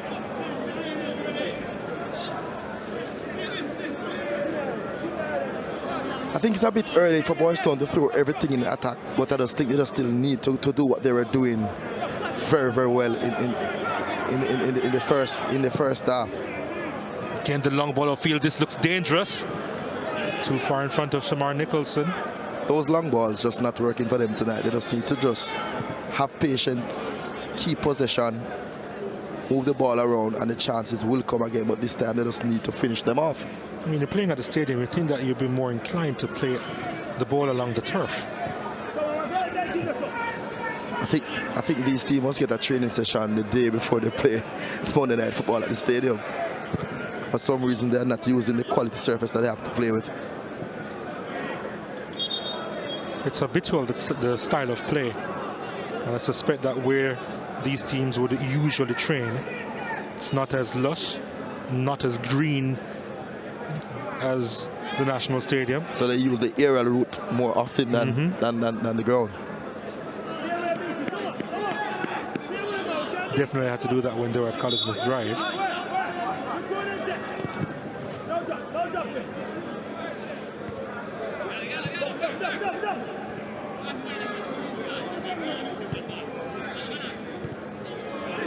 Poor pass there by Shivani Willis, a youngster. And he comes back and commits the foul. Free kick to Portmore United. Yet I say again, in a dangerous position. With Binns and Stewart on the field, it's always going to be dangerous around the box. It's funny when, and you took a look at Ricardo Morris just now, that when he's not lining up for a free kick, it shows the depth of quality in their squad, because Ricardo Morris can also hit them hard, especially with his left foot.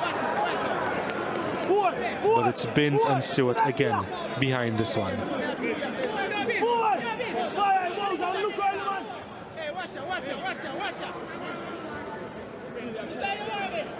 Porter has had some work to do in the first half.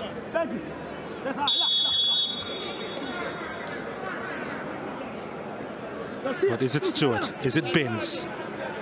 It's Binns! Taking them to the cleaners with a brilliant strike. Oh, that was first class.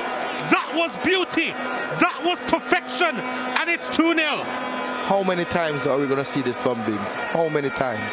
But Boys Town cannot allow to be giving away so much free kicks around the box where they have quality dead ball kicker in Binns. Quality, precision, power, accuracy. That is a top strike in every league. In every league that you can think of. If Messi had done that, we would have been waxing lyrical about it. We are now still. Binns in the 55th minute puts Portmore United up by 2-0. And you can watch that goal all day.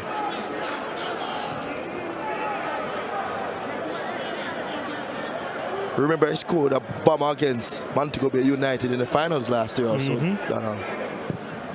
But there's something about him being a free kick specialist, and he's building his reputation from the dead ball situation. That strike in Montego Bay was at the end of a fine play. But this from a dead ball situation was absolutely stupendous.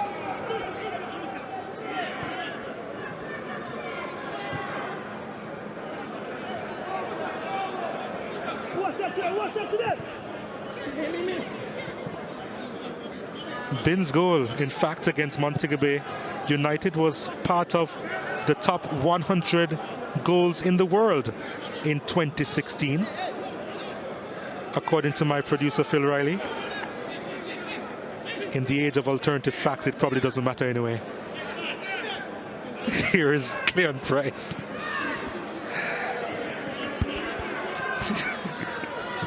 Boys Town, how can they respond? Shamar Nicholson. Interception there. Now another shot from distance. It was probably going wide. But Damian Benjamin letting fly with the right boot.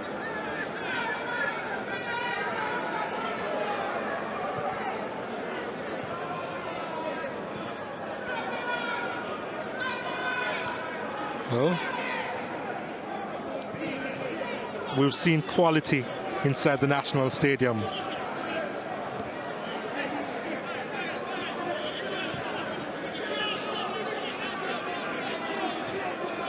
But that has to be one of the best goals that we've seen at the office.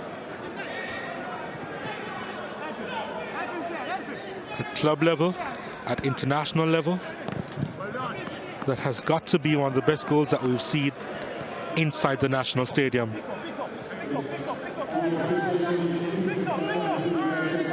After that first half strike though by Binns, you know, one of the main instructions halftime should have been don't give away any silly free kicks around the box. There you go. Xavier and Virgo to take this free kick for Boys Town. They have sent 5 players inside the box. The Red Brigade at the near post again. Poor delivery.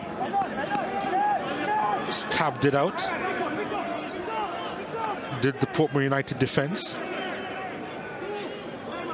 Virgo at the near post. Comes out as far as Jamil Hardware.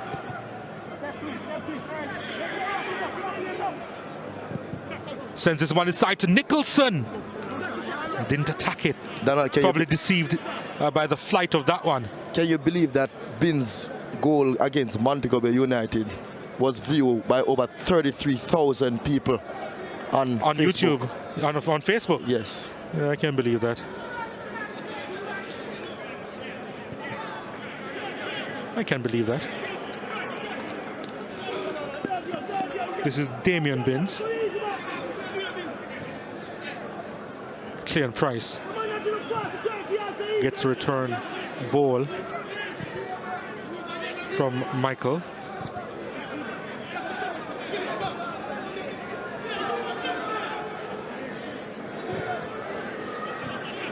Price.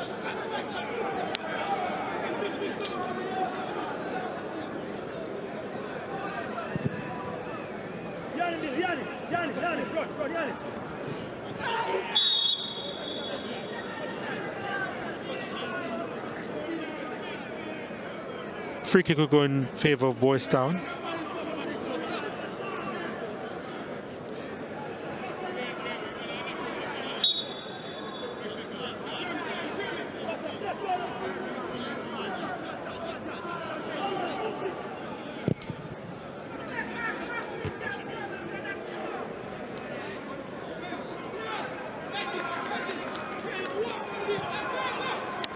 With Boys Town playing Ewing next,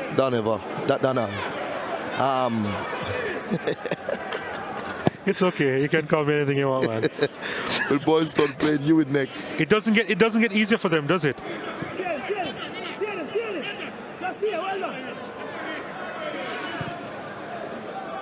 Long ball upfield again, looking for Nicholson. Sorry, with Boys Town playing Reno next, it can also be a tricky encounter. Yes. Offside. Ricardo Morris didn't time his run there. But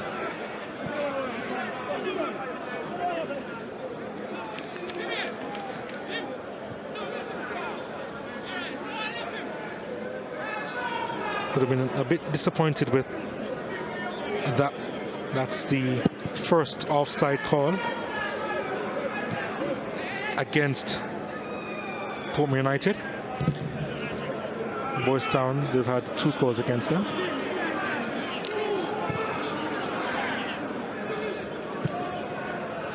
Here they come. Can they pull one back? Virgo inside the box. Good looking cross! How did he miss that? Shamar Nicholson, you usually put that away in your sleep, sir. But Nicholson at the back post couldn't find the target. Normally when you're coaching strikers, you said head the ball in the direction the ball is coming from. He was at the back post and he was trying to score the ball at the back post. He should just head the ball across the goalkeeper and in the back of the goal. The percentage of scoring would have been higher if he did just that, Maran. Yes. When you're off, you're off. When it's not your day, it's just not your day. It would have been interesting if they had scored that one. That was probably their best chance of the game. That was very, very... Oh, here's Ricardo Morris turning on the thrills. Pass a little bit behind Jermaine Lynch, who picks it up. Oh, it comes out as far as you know who.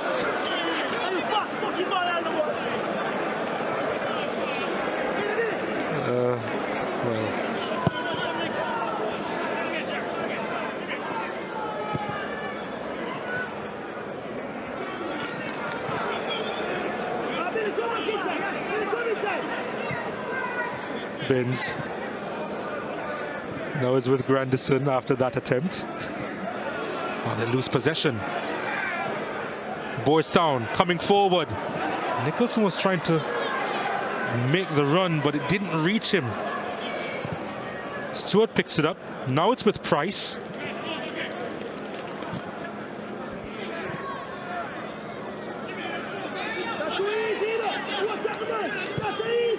Oh, beautiful find. Lynch with some space. Nobody in the box at the moment, though. Forced to play back to Price. Portmore United pretty comfortable with the 2-0 lead. This is a Boys Town team that's very dangerous in attack. Mind you, they haven't made use of their opportunities today. And yet another foolish free kick being given away by Boys Town.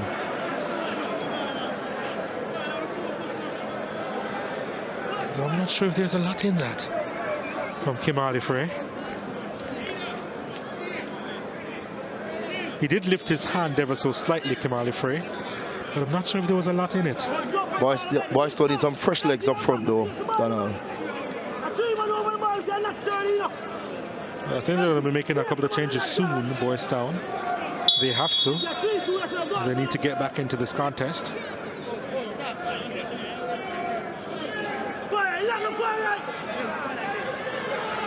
Here's a free kick.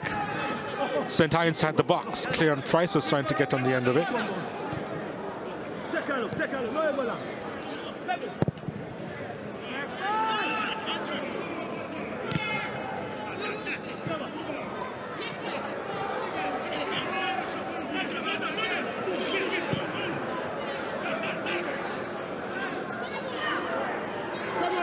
Morris. Beautiful movement by Morris, finding Lynch! Well, it's the defender who got the final touch, was it? Well, at the end, was a good defending there by the defender. Well, it probably was Lynch who got the final touch. The defender, though, got a crucial touch before it got through to Lynch. I threw him off. Yeah, a lot, too. Yeah, last touch came off the heel of Jeremy Lynch. A more crucial touch before.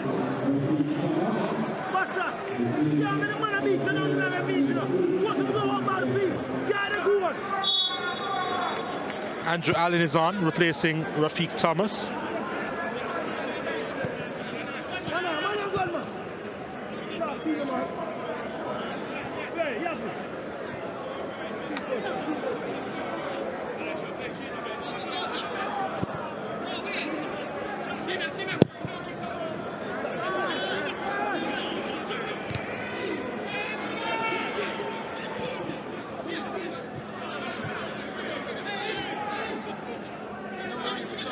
Here's Boys Town.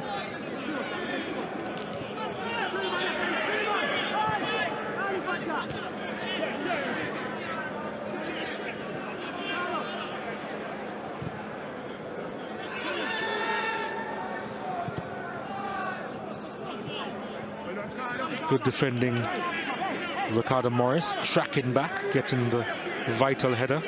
Yes, he's putting a good night shift. Yeah, Boys Town taking the throw pretty quickly. Still with the possession, they lose it. Here's Portmore United. Well, that was pretty cheap, wasn't it? Jordan Grandison. The referee has his card, Donald. The yellow card comes out to Wayne Ellis.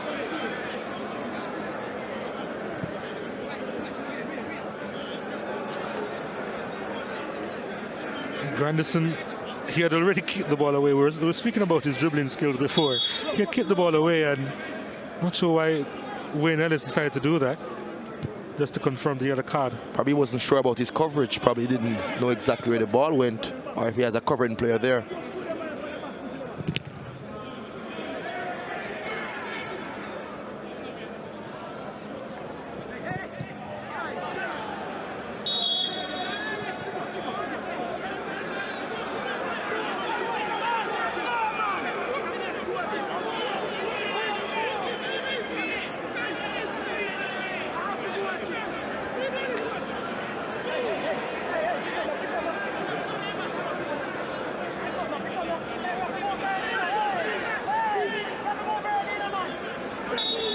Corner kick to Boys Town.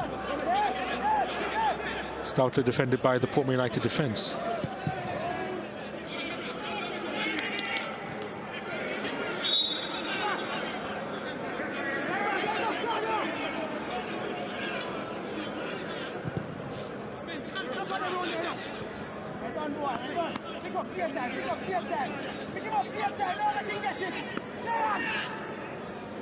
I think Portmore just playing the clock now. But Boys Town need to try and get some energy in the game and hopefully pull back a goal or two.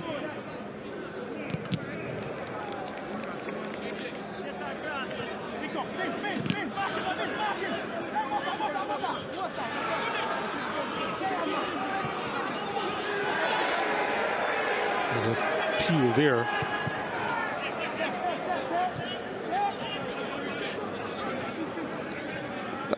That looked like a foul to me on Lynch.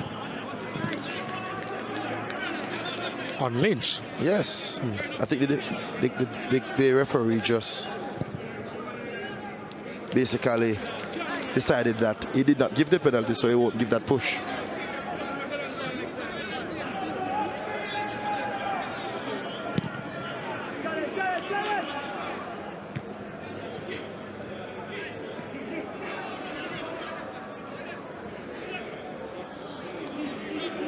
Referees have a way of trying to balance, their calls.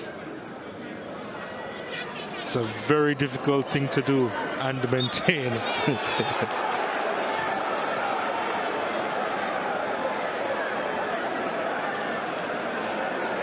Morris has been a hard worker today, hasn't he?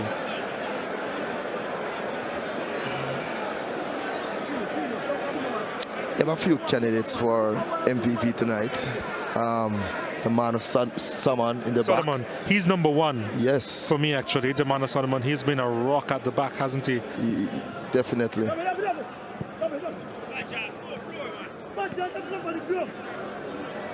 Ricardo Morris has had a good game as well for Portmore United. Tremaine Stewart, Michael Binns.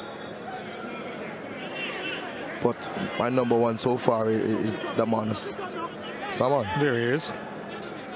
The man of Solomon. Kept Shamar Nicholson quiet, which is not an easy thing to do. And also put his body on the line, especially in the first half. Yeah, where he was called upon to do so. Beautiful movement by Boys Town. Can they make them pay?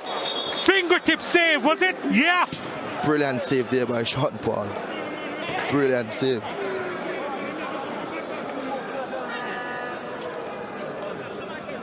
Beautiful movement by Boys Town. The shot taken by the substitute Andrew Allen. As a coach, you couldn't ask the striker to do much better than that. He went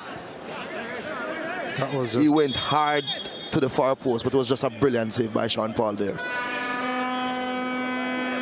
Yeah, he knew that was pretty close.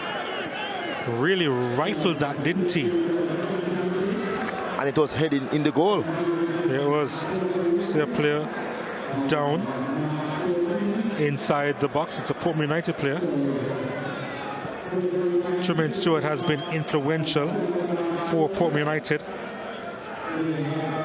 Whenever he's had the ball, he has lit up the National Stadium. We know that he has a lot of skill. At times he turns on a dime, makes those runs, managed to take a couple of shots on target. He can make defenders look silly. But he He always looks as if he has a lot of time on the ball, Tremaine Stewart. Took a free kick, got the best out of Kirk Porter. And then managed to hammer home that goal. Pretty accurate, Tremaine Stewart.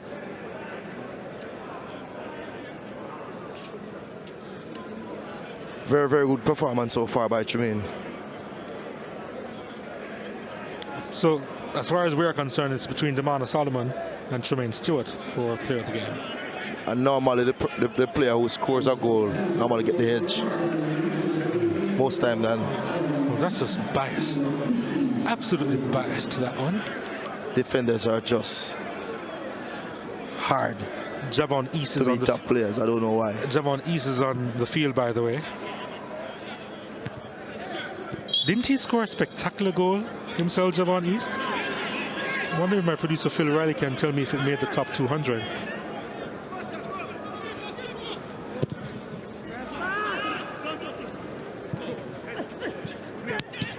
That was a couple of seasons back. That was last season. That was last season as well.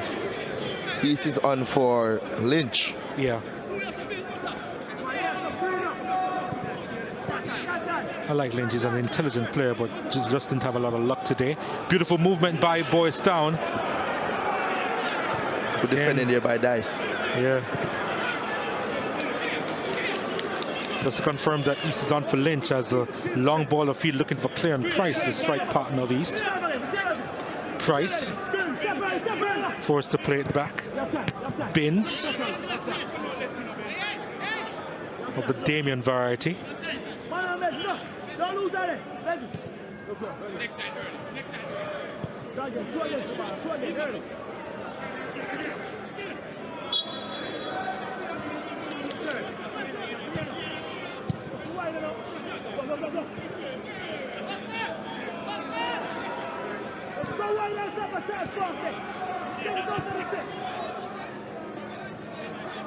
Benjamin.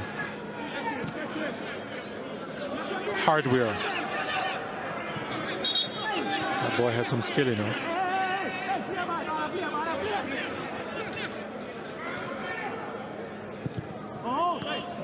Deflection behind. Dice, I believe, who got the touch. No, Damano Solomon. Oh, Solomon who got the touch.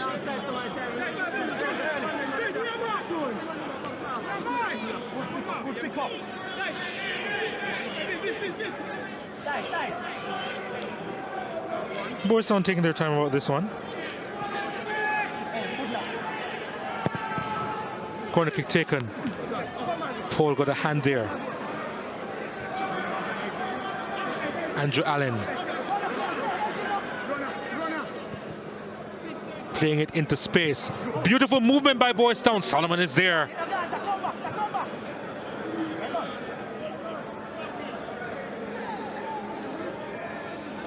The man has had a quality game tonight. Put his body on the line when it was time. Reads the game well. He was strong in his challenges. He's my man of the match so far.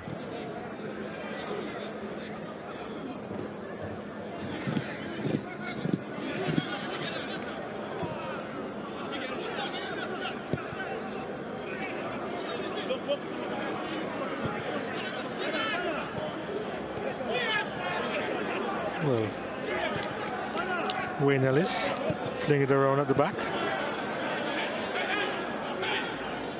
Ricardo Ennis.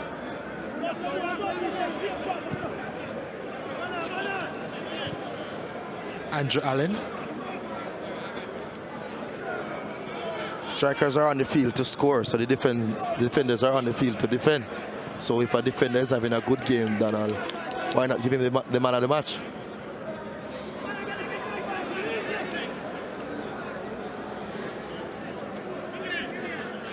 I think the commentators and the producer are having a little bit of a tiff here. Ricardo Morris getting some words from Rudy Dixon.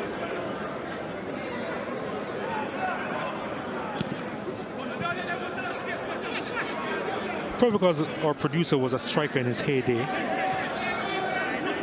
And by hay, I mean Gray.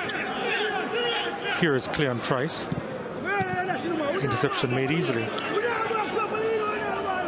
So you can probably understand his bias. Virgo continuing his run. Hardway has it though. Finds back Virgo. Needs a good cross. The back post.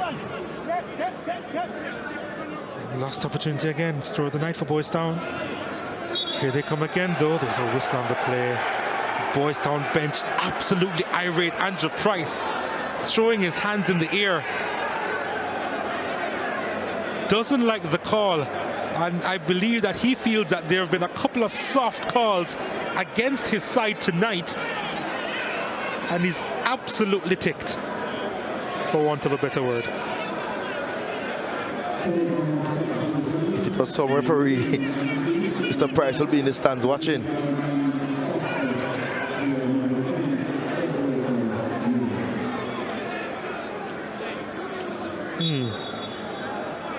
You know, if you have to look at something twice, it probably was innocuous to begin with.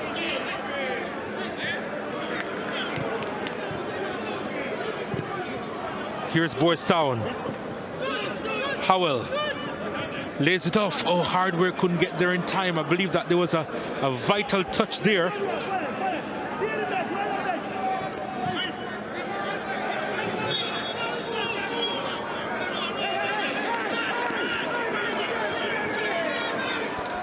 That's Malik Foster. Malik Foster out. Malik Foster in, sorry. And Cleon Price is out. Here's Boys Town again. Oh, that was straight to the keeper. I think Paul was out of position for just a brief moment. Virgo tried to play that to his advantage. I think he was trying to chip him. But Paul regained his composure there. They have to get their finishing together in order to fight this relegation battle, though. Yeah. They're not playing badly, but the finishing is off.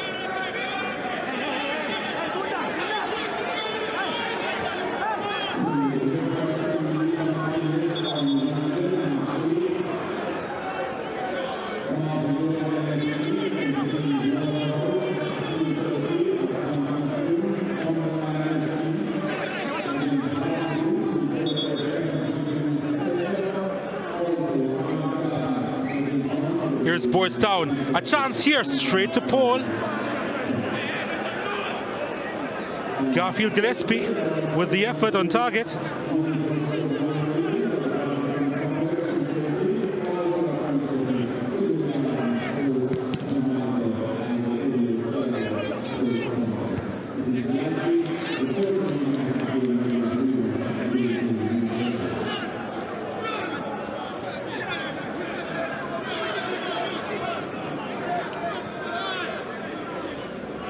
Andrew Price doesn't look pleased.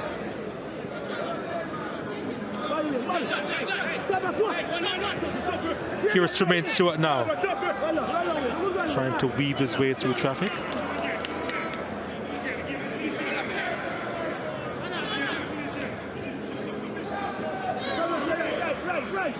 Another late challenge.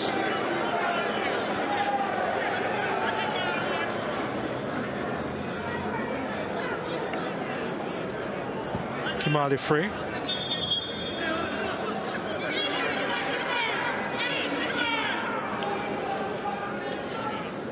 He was late there.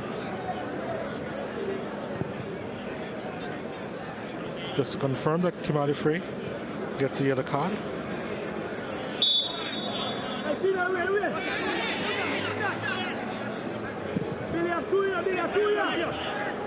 Eight minutes to go. Boys Town need a miracle to get a point in this game.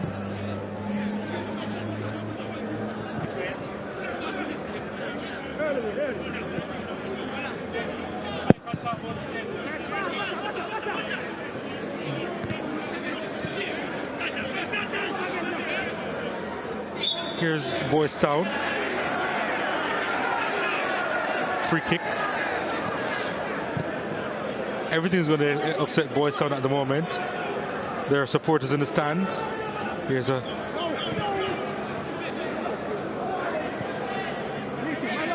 Virgo now, continuing his run. The shot taken just wide. He's looking for the deflection there. So Donald, it's winding down to that time where we need to decide who we're going to give the MVP. We have Binns, we have Trumaine, and we have Damano. So far, I think it's Damano. And I agree with you. There you go. So with 7 minutes to go, Portmore still holding on to their 2-0 advantage. In that first half, Damano made some excellent tackle and put his body on the line. Yep. To keep Portmore in the game when the game was 0-0. Exactly. If Boys Town had scored any of those goals, it'll be a different game tonight. It would have been. And he has kept Shamar Nicholson quiet. Here's Portmore. They're streaming forward. They're trying to put this game to bed. Still another chance to send this one inside the box. The spectacular goes awry. It's Binns on the end of that one. And for the first time, a Binns shot didn't have a lot of power.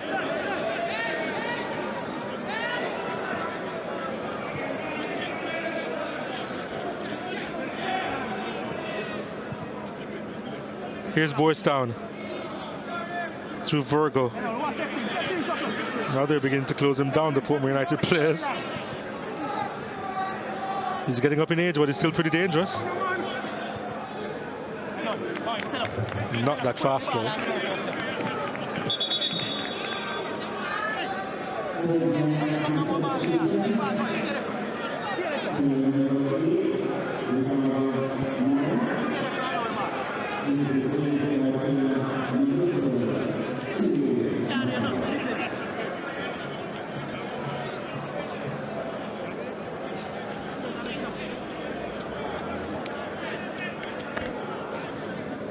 Is that Ricardo Morris coming off over on the far side?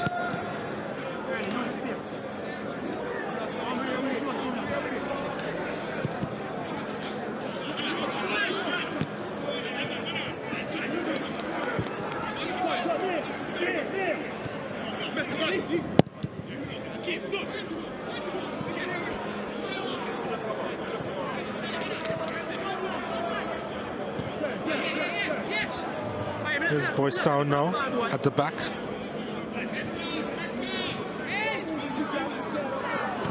It's Suda McCullough who is on for Ricardo Morris.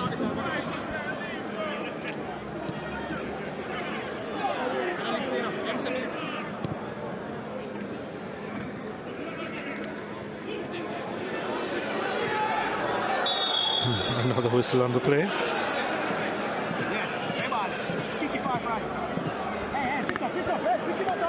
Frey goes down for the upteenth time in this game.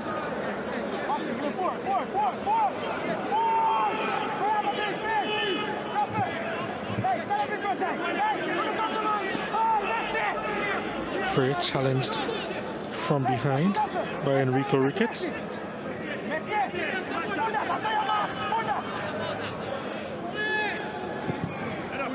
High inside the box looking for Nicholson. Edit out there by Damano. Oh, Damano Solomon. Yes, our player of the game, of course.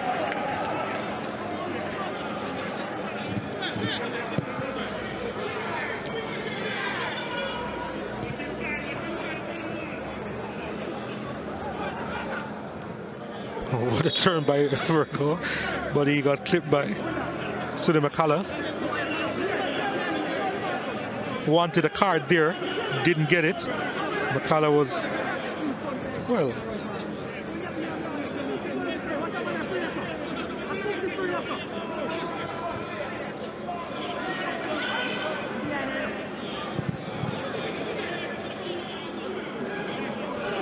here's Boys Town, again looking to make an incisive pass in the attacking third.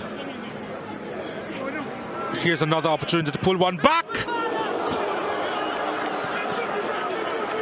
He had 3 players in front of the goal to cross the ball into. He decided to shoot, but it was a poor effort at the end. Probably a shot out of frustration, but it wasn't far, you know. It wasn't that high, actually. Now the fray has been very busy on that left-hand side for Boys Town. Damian Binns serves this one up at the back post. Tremaine Stewart on it now. Oh, beautiful movement by Portmore United. This should be 3.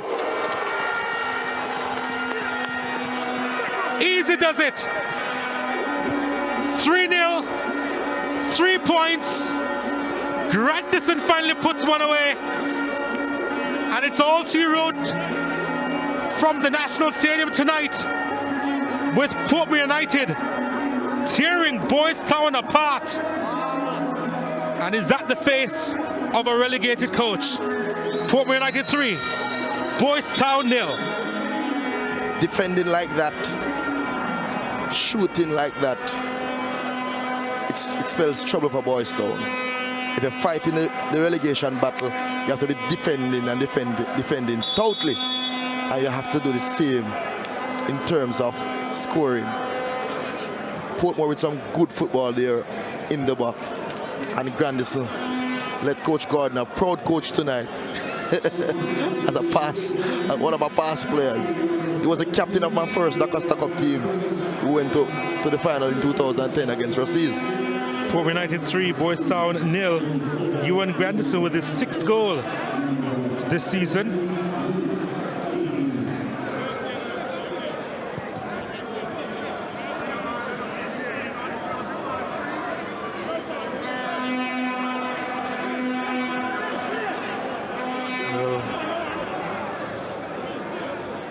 Not sure if we can put words on the expression on the face of Andrew Price just now. Said a lot.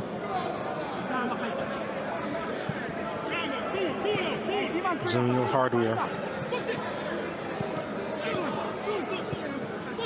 Nicholson. Not cleared properly. And the keeper having to put that around the post. With Marvelly and Jamalco playing so unpredictable though, Boys Town is still in it. They just need to just keep pushing, keep working hard. Mathematically, it's there. Punched out by Paul. What do you think about that, Donald? Well, mathematically, they're still in it. But after the high of last week when they got the better of Harbour View at the compound, they would have wanted to come better. But this one they put away easily. And it's a substitute now who is in the thick of things. Sule McCullough. 4-0 now. Portmore United over Boys Town. And they're enjoying themselves. Good sweeping football there by the Portmore team. Possession-wise, off the ball movement, and the scoring and the finishing was put away expertly there by Price. McCullough really did well. And, putting that one away ever so neatly. Sule McCullough had a lot of time and space. Good finish there by Sule McCullough.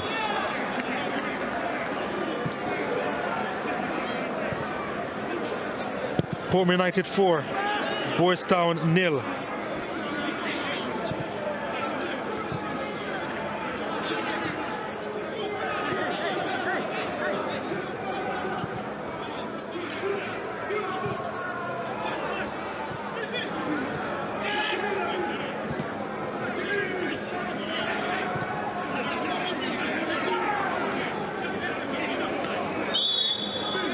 Another whistle on the play.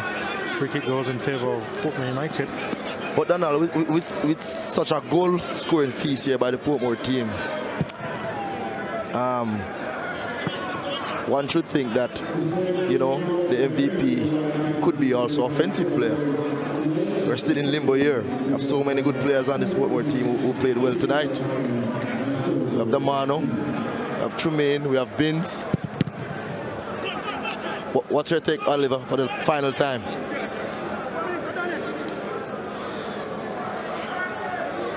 We're in the final minute of stoppage time. Tremaine Stewart has been adjudicated to be the MVP of the game.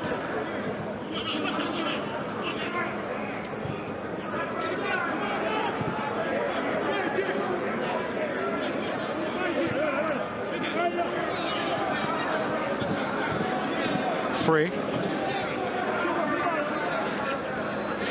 beaten. Another whistle on the play. That's the final whistle, in fact. Doesn't even wait for the 4 minutes to elapse. Referee nation at the end of 90 minutes.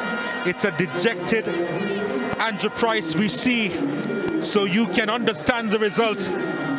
Boys Town losing to Portmore United, and their struggle to avoid the drop continues here at the National Stadium.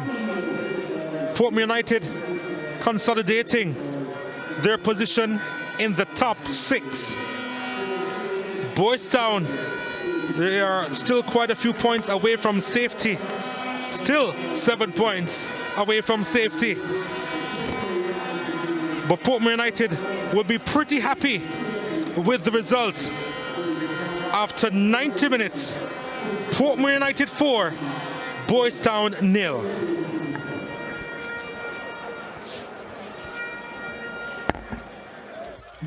Portmore United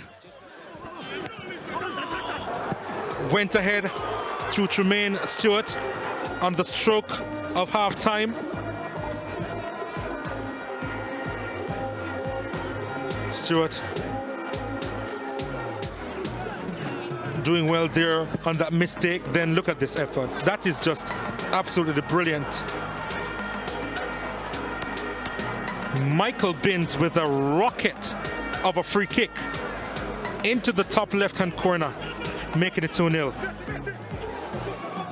Then it was 3-0, courtesy of Ewan Grandison, who missed a sitter earlier in this contest, but he was finally able to put that one away. Grandison converting.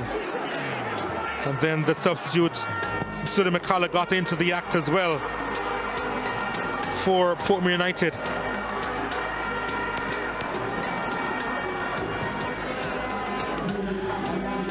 Portmore United getting the 4th goal, the icing on the cake here. It's a match which they dominated, well, for the most part. You see the goal attempts there, Boys Town actually having more. Portmore, they've had one more shot on target. See the fouls, 10-8. Boys Town committing more. But possession, well, Portmore United with 51% of the possession. Boys Town with just 49% of the possession.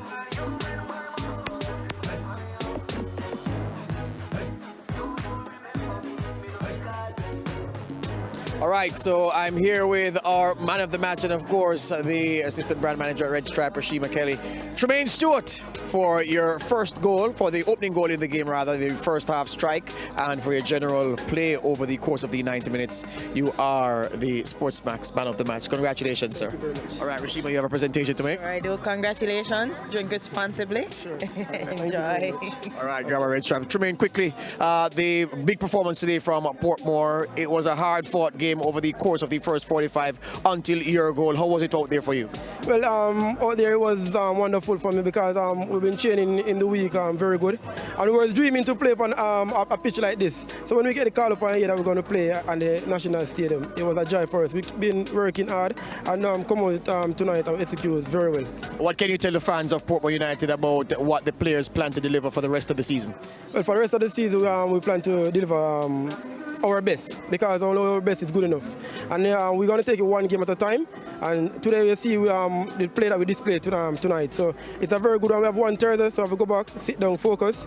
Tomorrow is going to be rest day for us, so we have to come back on the next day and train hard and see if we can win the game on Thursday for them. All right, thank you very much, Tremaine. All the best to you. Thank you very much, sir. Good. That's our MVP, Tremaine Stewart, Portmore United.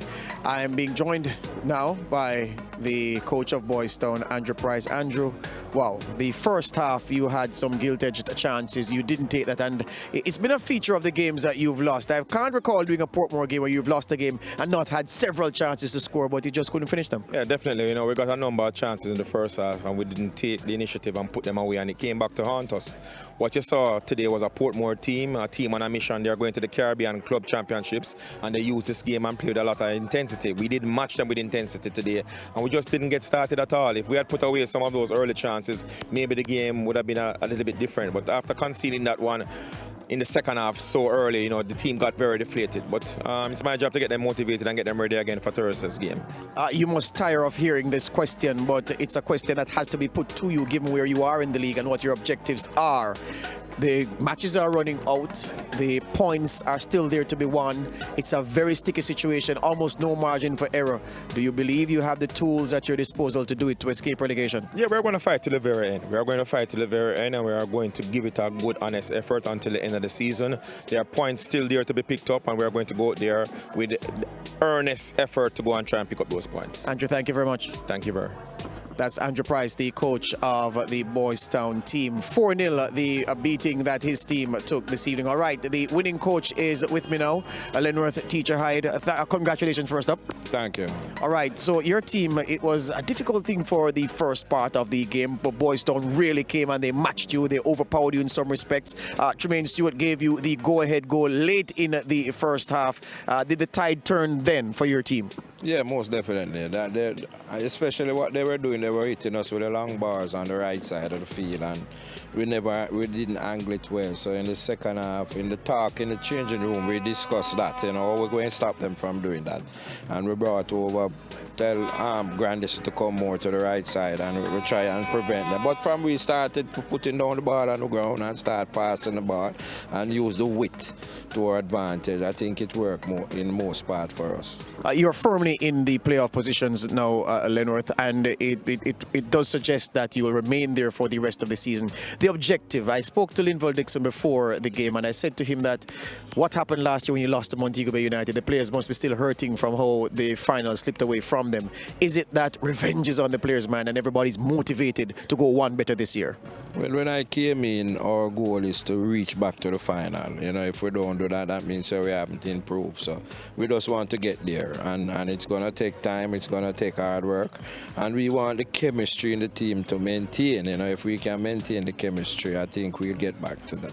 A very happy bunch you have on your hands going off to Puerto Rico for the CFU Club Championships, where you play against three teams that you know probably a little about, even though you've scouted them. What are your expectations for that leg of your season? Well, it's a tough competition. You know, we don't know much about the Suriname team, and you know the Puerto Rico team is a very good team. So we are going expecting a tough game. We just want to keep the vibes, and as I say, it's good. This momentum will carry us into that game. So we just have to stay focused now and work this week. It's important to manage the remainder of the week going, and we have to travel, as you know. Well, Lenworth, thank you very much for speaking with us. Congratulations once again. Many people have been looking at your team, being very impressed. Let's hope you can keep it going for the rest of the season. Yeah, thank you. All right, Lenworth Teacher Hyde, the coach of the Portmore United team, 4-0 winners on the net. All right, so let's show you what happened where the goals were concerned in this game. And Meron, you were there in the first game, calling this one with Donald Oliver, and the man Greenland, Anthony Greenland, scoring for the UWI in the first game there to give them the 1-0 lead in the first half. Yes, it was a flat game, but you know, it was a game that the UE team took advantage of what they need to do against the Valley, and they got the win. There you go. All right, so Greenland there with the opening goal for the UWI team. The second goal came courtesy of a strike from the man who just came from El Salvador. Second game, his third game back from El Salvador. That's Gervon Brown, the number 10. The ball put back into the box, and Brown The goalkeeper, Estes Scott, not able to get any distance on it, and he slammed it home for 2-0. Gervin Brown there's crisp finish. He had a good game, Meron. Gervin Brown did, and then the third goal came from this play from Roshane Smith, the captain. Not much on when the ball was struck, but he swept it into the back of the net, and it almost caught the commentators by surprise, yourself included, Meron, because not many people thought that this would have gone beneath the bar. It's almost as if it was intended to go over. One of those freak of nature goals, but it was a good goal at the end. Yeah, Roshane Smith, the captain, really putting the whip on that one, had every intention of placing the ball there. Very good goal from the UWS keeper. And then Fenstead, the last act of the game. The Tivoli team beaten by that point, Meron, and that was just adding insult to injury. Yes, and what I was saying earlier in the presentation was that the Tivoli team is taking, they are playing badly at the worst wrong time.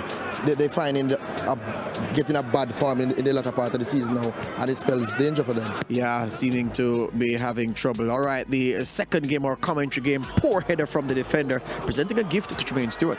And before that, the Boys Town team wasn't playing badly at all. Yep. They missed some easy chances, but they gave a gift to Tremaine, and he took it with both hands. Yeah, and the crazy dance at the end with the crazy dance master Ricardo Morris, and then this for a free kick, special, but also poor defending by the Boys Town team. They know that this player is such a dangerous dead ball kicker. They gave up a silly foul around the box, and he let them pay for it. Yeah, the upper quadrant, they're unable to be kept out, and then Malik Foster presents us on a plate to Ewan Grandison, who loves to kick it hard, and thankfully for him, after wasting a couple, got that one on target. If you're fighting a relegation battle and defending like that, you're going to be in serious trouble, and Boys Town team need to fix their defensive thrust and also the offensive thrust. All right, and right at the finish, the man Sule McCullough coming on, and another easy opportunity for him. Yes, as I said earlier, the Boys Town team need to get their defense act together for that game against UWI, I think, Thursday. There you go. All right, so 8 goals on the night, 4 in each game, and the results tonight means the results from the consolidated results from Sunday: Jamaica 2-0 over Marvelly, 0-0 Waterhouse and Humberland, Arnett Gardens 3-2 over Harbourview, UWI thrashing Tivoli 4-0, and the same for Portmore, 4-0 over Boys Town. Montego Bay United, they were on duties in the CFU Club Championship, so the match between themselves and Reno was postponed. The table now looks like this, with the stark one being Montego Bay United, 23 games. Stark because they've played the least number of games relative to the other teams because they've been away on CFU duties. But UWI now consolidating their position, Maryland, at the top of the table, 50 points, Humberland in second. Yes, and the top 6, as we always said, seem to be a close shop.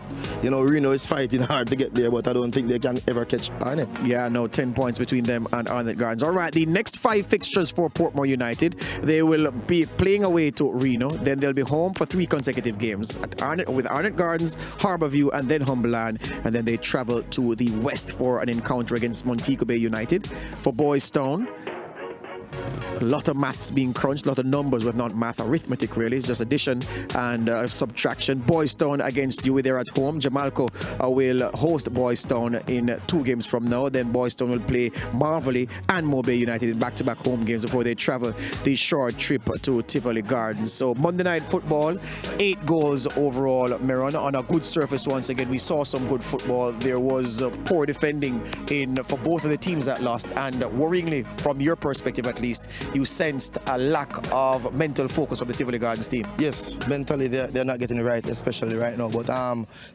Coach Edwards is a quality coach, and I know that he can get them back together and get them back focusing on point right now. That's all right. So on behalf of Meron Gordon, Donald Oliver, and the very hard-working team, OJ, mind your back, my son. This is George Davis telling you goodbye from Monday Night Football, Red Stripe Premier League action. We'll see you next week.